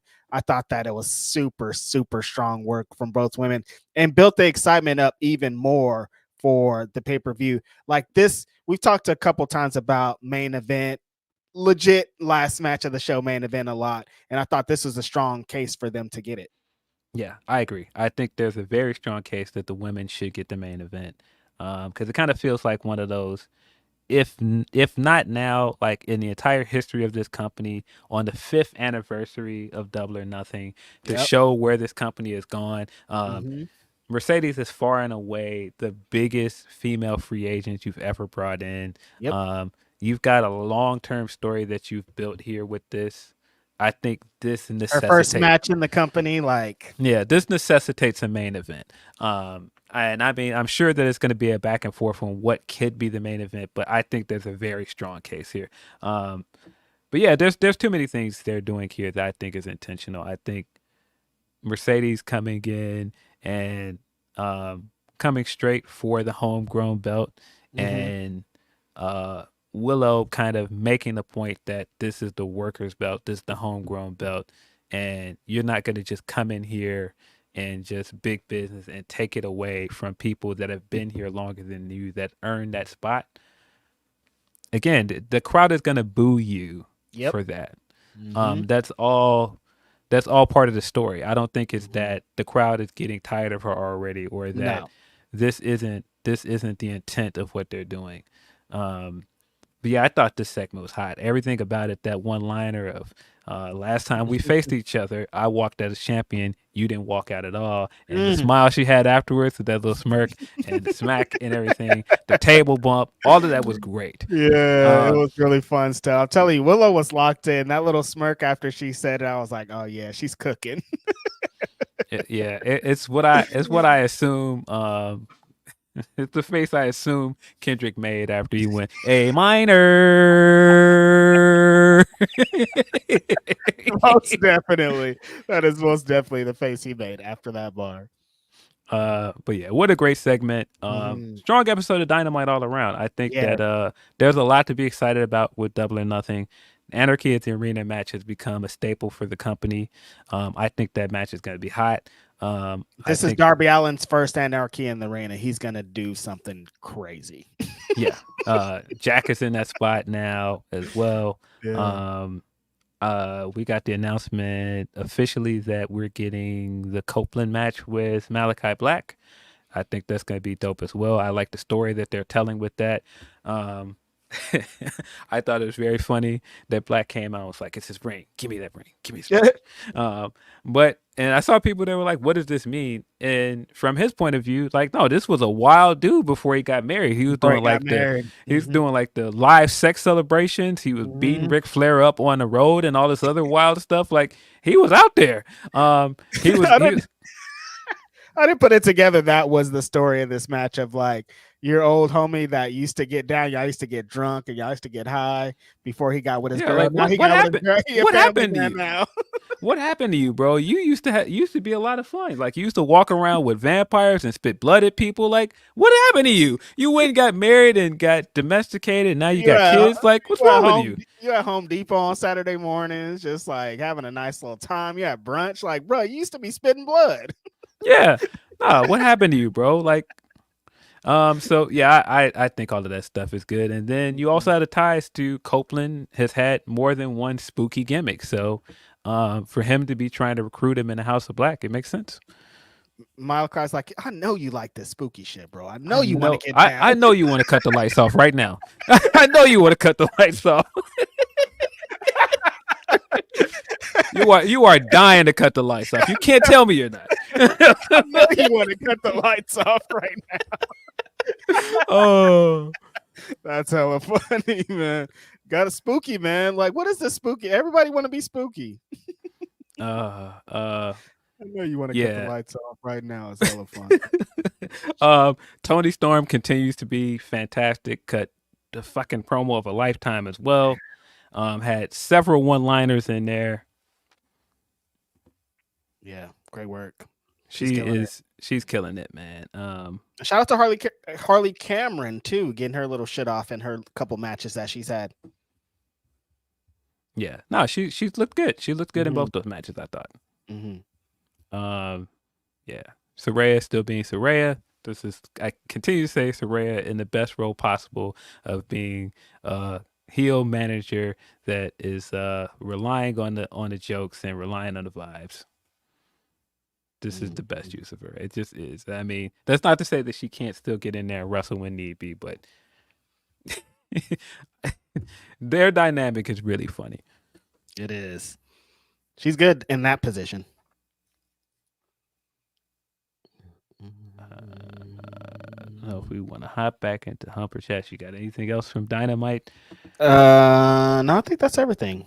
I don't remember what else happened. This one super chat is kind of off of. We're talking about a Double or Nothing. Who's coming back from injury at Double or Nothing? This is from the other half. Maybe a certain Burberry wearing Jewish guy. Where he been at? That's my guess. I mean, it's time. Yeah, it's time. I miss Max, to be honest with you, bro. Me too. I keep thinking about people being like, where's he going to fit in? I'm like, dude, he's going to fit in everywhere. Like, I can't wait for it. I'm excited for him to fit in. Like, come back already, bro. He's got to come back as a heel too, man. Stop all Oh this yeah, babyface come stuff. on, I don't like the Enough. baby shit. Get- Max, get- we know get what back time here it as is. babyface. Stop pandering. I see what you're doing, but like, come back as full heel, bro. Yeah. We got the Takeshita announcement as well because we got Oh, that's some right. Takeshita discourse this week as well. That's right. Because he did the interview, which he very much seemed like he was in character for most of it. People that were like running with certain bits of it. Yeah, it seemed like he was in character. Kayfabe. Yeah, but we got the news that we're getting Mox versus Takeshita in an IWGP World Heavyweight Eliminator match. So it's not a title match, but I think that's a good spot for him. I do not think he's going to win that match, but, at least he's in a big singles match at the pay-per-view. Does he have to? Should he? I do think that they have to figure out what is the move with Takeshita, because I think it's a problem when you tell your audience that this is the path to moving up on a roster. This is the path to being treated like a top tier talent. When you beat somebody on the level of Kenny Omega, visually, I'm sitting at home looking like, all right, he just beat Kenny Omega. This guy's a big deal. Now, what are you going to do with that? And then if you then don't do anything with that looks like it's on that level for the next few months, I have questions. Right. So I do, and it's not to say that I haven't enjoyed stuff he's been doing this year, but I think they have to figure out like what's the move with him, like what's the story, what are we doing? That doesn't mean he needs to be champion. That doesn't mean push him to the moon or I hate it. I just think you got to give us something. You got to give us something tangible, man. Like something to sink our teeth into. You know what I mean? Yeah. Like it feels like they'll give us big moments and they keep bringing up the Kenny thing, but there wasn't any real like follow up until I mean, I guess now they're starting with it, but like we just needed to continue. Yes. And I think there were some things that, happened in that time period that they couldn't exactly follow up, and then he got sucked into the vortex, and we know how that goes for people. Yeah. We didn't talk about that. Probably want to talk about that. What? The vortex. Oh, we didn't talk about the Jericho segment. I didn't care about it. I did like how he got flustered this time with them saying please retire. He was like, wait, hold on. Yeah. You guys are still doing this? Yeah, exactly. Yeah. I It wasn't. did feel like, wait, this is still happening? Yes, this is still happening. Yeah. But yeah, the Hook and Shibata segment backstage was cool. I thought Shibata's humor with the phone was cool. I don't know if I'm reading too much into this, but did it feel like that Joe was trying to recruit young Hook? Interesting. That's the vibe that I got. I didn't get that he wanted to fight. I got that he wanted to be homies. Yeah. I'd be in for a Joe faction of some sort. I'm not mad at it. Yeah. But I want that Joe and Jeff Cobb match at Forbidden Door, though. Don't forget. Yes. Yeah. We got any more super chats? That's all of them. We have a ton more Hupper chats. So.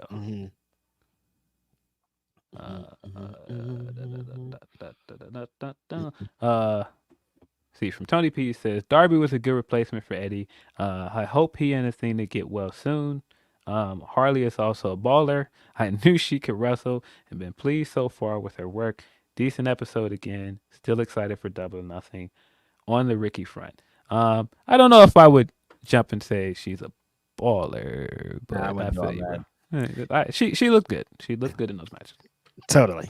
On the Ricky stuff, he says, I'm just going to say he is speaking his truth and don't know why they're not using him. However, a part of me wishes it is also partly a work and he will be the one to help the Elite win and the Anarchy at the arena and join them in the story of TK don't believe in him, but the Elite does.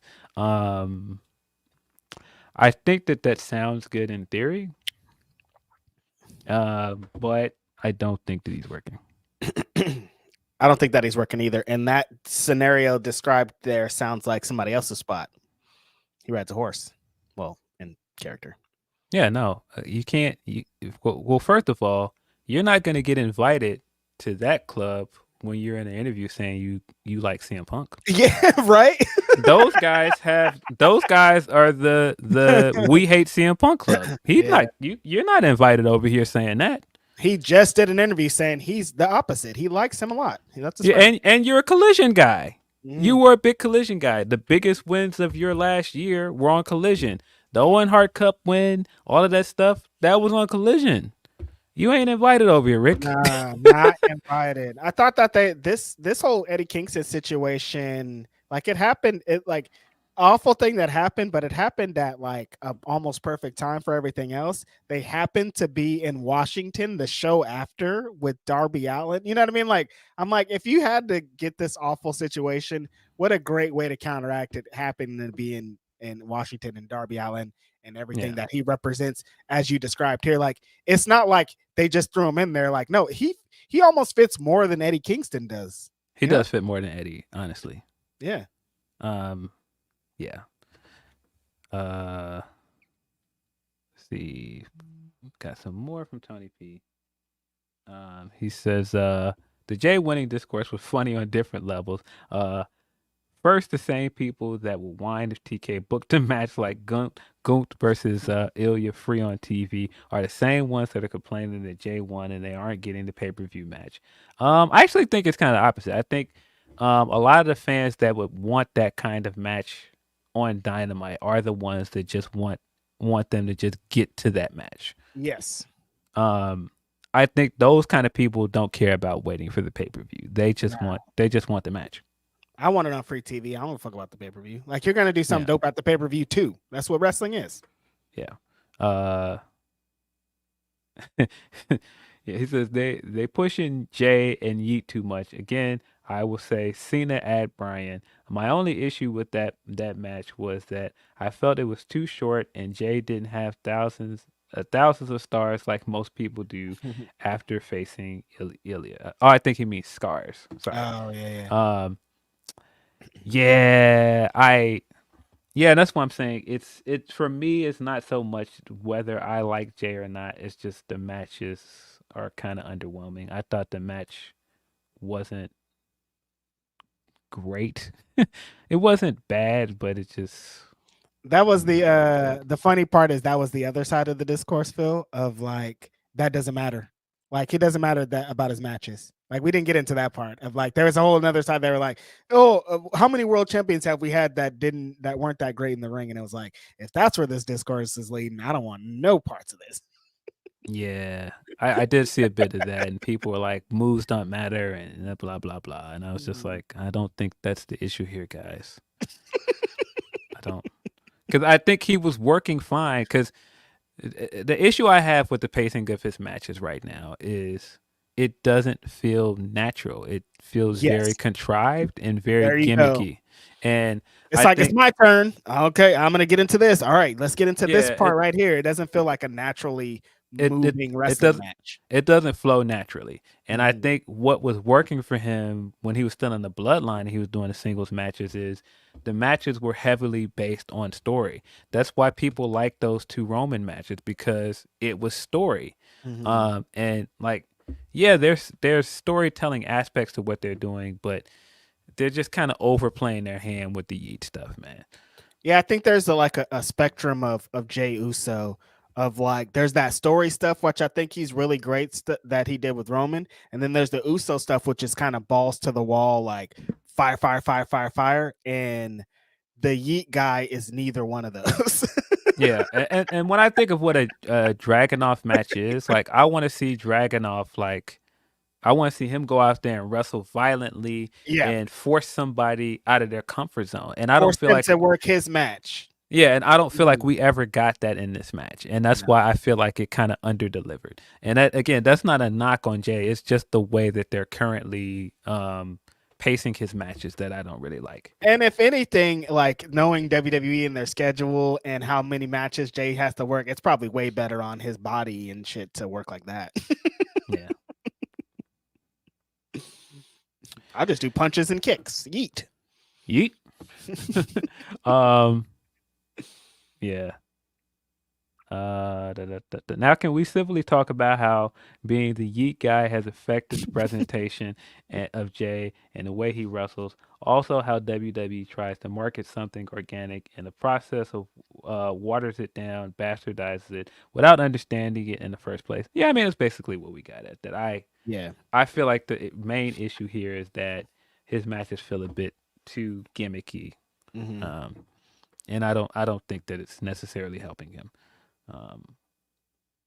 Usos. Get them back together. Yeah. Yeah, they're both going to be saying yeet soon. Oh, God damn it. You don't think he's going to come in with the shirt where he was saying no yeet before, and he's going to rip his shirt off and is just going to say yeet now? That's going to happen. I hate that you're right. Because that's exactly what's going to happen. Yep. They're both going to be running around saying yeet. More from Tony P says, now the match I hated this week was Jade Nia. It made Jade look dumb in my opinion. I get why, but I don't like it. I preferred that they had fun scrap like two kaijus on the outside before Nia wins at the last second with a count out win. I don't think that it made Jade look dumb. I like I was saying earlier, I don't necessarily like the execution of it. What I've been stating since the beginning of this, the big three stuff, that she's the one that's going to get out of character. She's the one that's going to get emotional and she's going to overreact. And this was the first sign of it. Because she wouldn't, in character, she wouldn't use a chair. You know what I mean? So why would she be using a chair on Nia? Right. You already showed that you didn't need to do that in the Royal Rumble. Mm-hmm. But I think that this is showing the signs with her character that she's going to be the one that overreacts to the situation. And Bianca doesn't need to do that. Right. I think they're trying to do this thing where they show hints of heelishness with Bianca to get people to believe that Bianca's going to turn on Jade. I don't think that's where this is going. I think that that's a red herring. So then when Jade does turn on her, it's going to be this shock, even though it's not a shock. Not a shock at all. Yeah. And based on everything we know about her character, and if you watch the AEW, it's just like Mercedes. I'm like, I love Jade. Like, as a strong woman, like, it makes sense. Like, we want to cheer, but she's just so much better as like that cocky ass heel that is better than you. Yes. That's it. Yeah.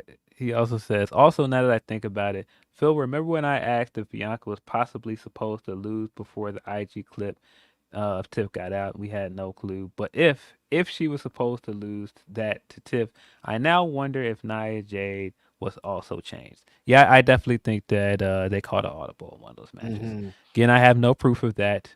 Just merely speculating. Based on the timing of it, based on the way that Nia and Jade was booked, it very much felt like something was changed at the last minute. Yeah, but I think that they then were kind of booked in the corner once you couldn't give Tiffany the win because you didn't want to give people Jade versus Bianca yet. Right. He says that was a random thought as I type all these humpers, not serious at all. Speaking of not serious and fun, my new favorite running joke is blonde women chasing Bowens, knowing he is gay, and Anthony finding new funny ways to shut them down. Speaking of blonde women, it's got to the point that Sean has his love for them. Sean and his love for them has oversaturated NXT with them to the point that now you can't tell some of them apart at some point. Yeah. I think we got a few more humper chats. Humpers. Yeah, NXT was on the other night when I was at karaoke, and there was another girl that looked like Tiffany Stratton on there. I was like, oh, there's Tiffany Stratton. It was another blonde. Tiffany. Couldn't tell you her name if somebody held a gun to my head. Yeah. Fallon Paxley. Yeah, I couldn't tell you. Grizzly Lexley. Yeah, if somebody put the gun to my head and was like, "What's going on in NXT? What's the main storylines?" it would sound like the end of a Kendrick verse. Blam. Crinsley Slavage. I'm trying to come up with an NXT name. They be having some wild ass names down there. Yeah.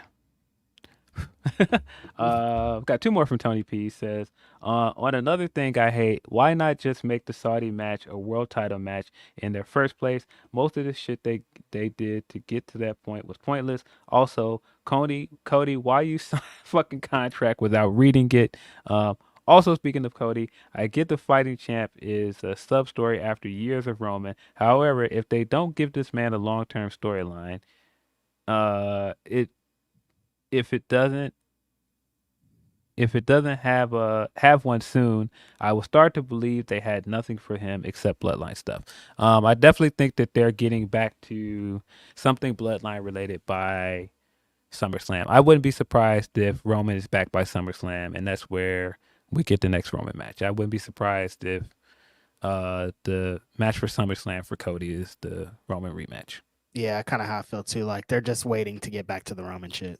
Yeah, because I think you have to give him the rematch first. And I know people are going to be like, oh, Cody Roman again. But from a story perspective, him going away and trying to get better and trying to get his throne back and get his mantle back is the story for him. So that when he loses, that's going to be the justification for Solo to kick him out of the stable. Right. And you got to kind of put a bow on Cody. Anytime a champion beats the long reigning champion, got to beat him one more time to really put the bow on it. Yes. I mean, and again, this goes back to the first thing that we saw Solo say in the weeks after Roman left: losing has consequences. Yep. So I do think he's going to come back and get his rematch, and he is going to lose, I believe. And that's going to lead to the Bloodline Civil War stuff by WarGames. Mm-hmm. But yeah, that contract signing thing was silly. I thought that segment sucked. Now I should preface, I thought what Cody said, I thought Cody's promos and stuff were great. I thought everything he said in those made him more likable. I think it made him seem even more like the man of the people. All of his responses to Logan were on par with what he should be as a character. But booking this fucking match as a winner take all match initially and not clarifying what the match was and then having your champion on Twitter saying Cody 2 belts and insinuating that he's gonna win both belts, and only to get here and the heel go, I never said I was gonna put my title on the line. I just want your title. All right, then why did we do this whole promo segment last week where we basically insinuated that we were gonna do a title versus title match? Yeah, I thought that was all very messy. When I talk about how I don't need to hear a Black Eyed Peas song, certain Black Eyed Peas songs again, I don't need to see Prime anywhere again. This fucking product placement with Prime shit has gotten so obnoxious. You got Prime sitting next to the ring. You got Prime on the apron. You got Prime on the turnbuckles. All the guys that came out with Logan Paul had Prime on their shirt. He had to come out and offer Prime. Like, Jesus Christ, man. Like, enough. The only Prime we fuck with in this house is DJ Premier and Royce the 5'9". That other Prime, that shit is trash. No, it's pretty overload. Like, he definitely paid for the and Primetime, Deion Sanders. Oh yeah, of course, Coach Prime. My bad, Coach Prime. But yeah, I thought that Cody kind of contradicted himself. Because last week he was like, "No, Logan Paul, I know who you are. I don't think that you're here for the wrong reasons. Like, I've seen your work. I'm going to take you serious." And then this week he was like, "You're a fly-by-night loser. I don't care about you. You're just here." I'm like, but you just said last week that you were going to take him serious. So like, there was some cap in there, but whatever. It's pro wrestling. I'm not supposed to remember what happened last week. Yeah. I like this stuff. I liked Cody's aspect of the segment, but boy, this was a lot of dancing to get to a point that now it seems. Yeah, now it seems like neither title was on the line. Am I reading this right? I don't know what happened. I'm sure I think it's Cody's belt's on the line. Just Cody's belt, but I don't know. It seems like they're trying to make it like a champion versus champion match, like kind of like the Survivor Series match. Maybe I'm misreading it. But But be an idiot. because I don't think they want Logan to take a loss. Yeah, you'd be an idiot as a babyface to let him come in and say, "Hey, you have to put your belt on the line, but I don't have to put my belt on the line." But why? Yeah. Right. Why would I do that? Doesn't Why would make I agree to that? sense. But we'll see. We'll see how they try to further clarify it in the next few episodes. From Black Phoenix brand, Bianca versus Nia instead of Jade versus Tiffy feels like a pivot. I know we all fantasy booked the tournament a certain way, and ultimately it's not the worst decision, but Jade versus Tiffany kind of wrote itself. So pivot or plan. I kind of feel like it's a pivot. Yeah, definitely. It's like a big pivot because I feel like Tiffy was going to win this whole thing. Yeah. But, I think that, there's a good chance that she can still win Money in the Bank, which it seems like that makes more sense for a character. It does. Carrying a briefcase. Yeah. A pink one. Yep. Yeah. They're definitely going to customize their joint. From Nelson Muntz. What a red hat inside.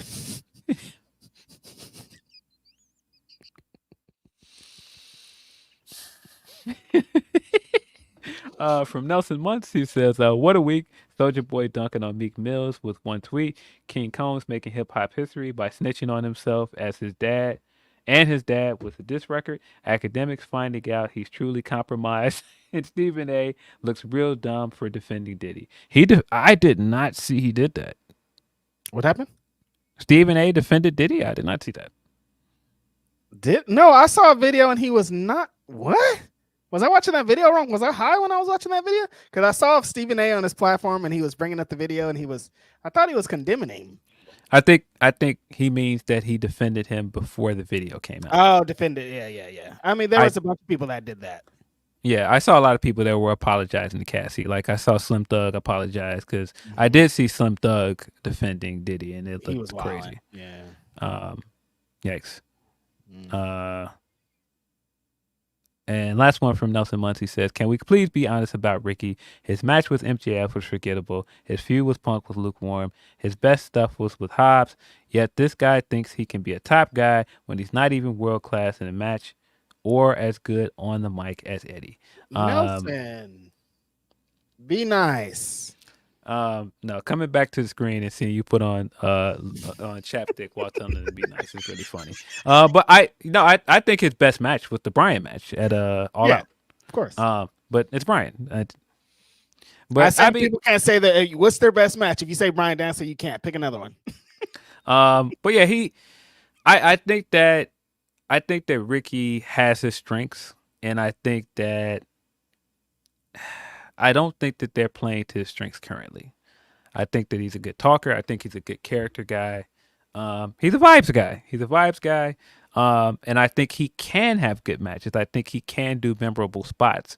But I just think having him in that tag team the way they did and certain stuff that they did, for me, I think it makes the most sense in the world out of anybody in the company to challenge Mox for the IWGP Championship. It's Ricky. He's the guy that makes the most sense. He's been kind of trying to get this. He's been trying to get this Mox match for a minute. He's wrestled almost everybody else in Bullet Club, and not Bullet Club, but Blackpool Combat Club. He's the guy that should challenge him for that belt. There's a couple of guys in pro wrestling that will do whatever is asked of them. They're known for that. Like if the boss is like, "Hey, I need you to blah blah blah," they're out there to do it. Ricky Starks is not that guy.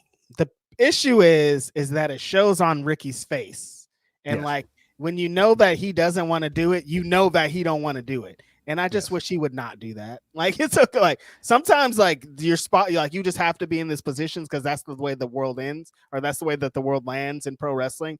But it's like you know that he doesn't want to be a part of this, and it takes away from his presentation from me. And because he is such a great talker, he is such a great wrestler. It's like I know you don't want to do this, but just do it, dude. It's your job. Yeah. Yeah. Those quotes that dropped from that interview did not help. I don't think. And that's why I'm in the camp of I don't think it's a work. I think that he thinks that he's just speaking his mind, and I just don't think that it helps him because I don't think that I don't know when this contract is up. I have an idea of when it's up, but I don't know the specific day of when his contract is up. Ain't close. I don't think it's close, and I don't think you want to upset people over there in that way, because that then turns into what wrestling is. Wrestling, what we know wrestling will do. Wrestling will screw you over. And promoters will do stuff like have you sit at home or go out of their way to bury you on your way out when they know you're trying to go somewhere else. I don't think those things are helpful. And it doesn't benefit you to be at war with the company. No, I think that he should put his head down and work and finish out his contract and then make a decision. Now, if you just decide that's not where you want to be, that's understandable, but I don't think this is it. I don't think what he's doing is helping. That's not. It's hurting. That is all of our Humper Chats. Do we have any more super chats? Yeah, we have one more super chat from our friend Van Twinblade, who says, the only prime I want is Logan Paul turned into a prime rib. I want him Fargo to get that con man off my damn screen. So yeah, Fargo, it is crazy. Thanks, Van Twinblade. Appreciate you, Van Twinblade. Appreciate everybody that sent us your supers and Humper Chats. Appreciate you for sticking with us this episode. Hopefully everybody is doing well. If you are like me, that I alluded to, I did not have a good Mother's Day. I was not doing well for most of that week or that day. It's just a day of the week, guys. It's a holiday. I just think sometimes we have to realize, we are not alone in this, man. Like we have friends, we have family. Sometimes, we don't get to celebrate in a way that we want, but it's just that one day, and sometimes you just gotta get through it. Facts. And it's like that for all these kind of holidays. It just doesn't stop at Mother's Day, don't stop at Father's Day, don't stop at Christmas. Yeah. Like that, it's all, they're just days. You can celebrate how you want, you can react how you want. It doesn't have to be anything for you. So love out to everybody who was just another Sunday for you, Ben. Yeah. I am headed to West Coast Pro tonight. I wanted to tell you guys about that show. If you're going to be in South San Francisco, there's probably a couple more tickets left, but you can watch it. I think they do all their shows now for free on YouTube, the first showing. If not, you'll be able to see it on IWTV. Insane card, just one of the matches. The aforementioned Jeff Cobb, who I want to take on Samoa Joe, is going to be taking on Vinny Massaro. These fools are going to throw each other so hard. It's going to be insane. The main event is Kevin Blackwood, the West Coast Pro champion, taking on Levi Shapiro in a great match. It's going to be fun. That's where I'm going to be tonight. I appreciate everybody for showing up here to support your boys.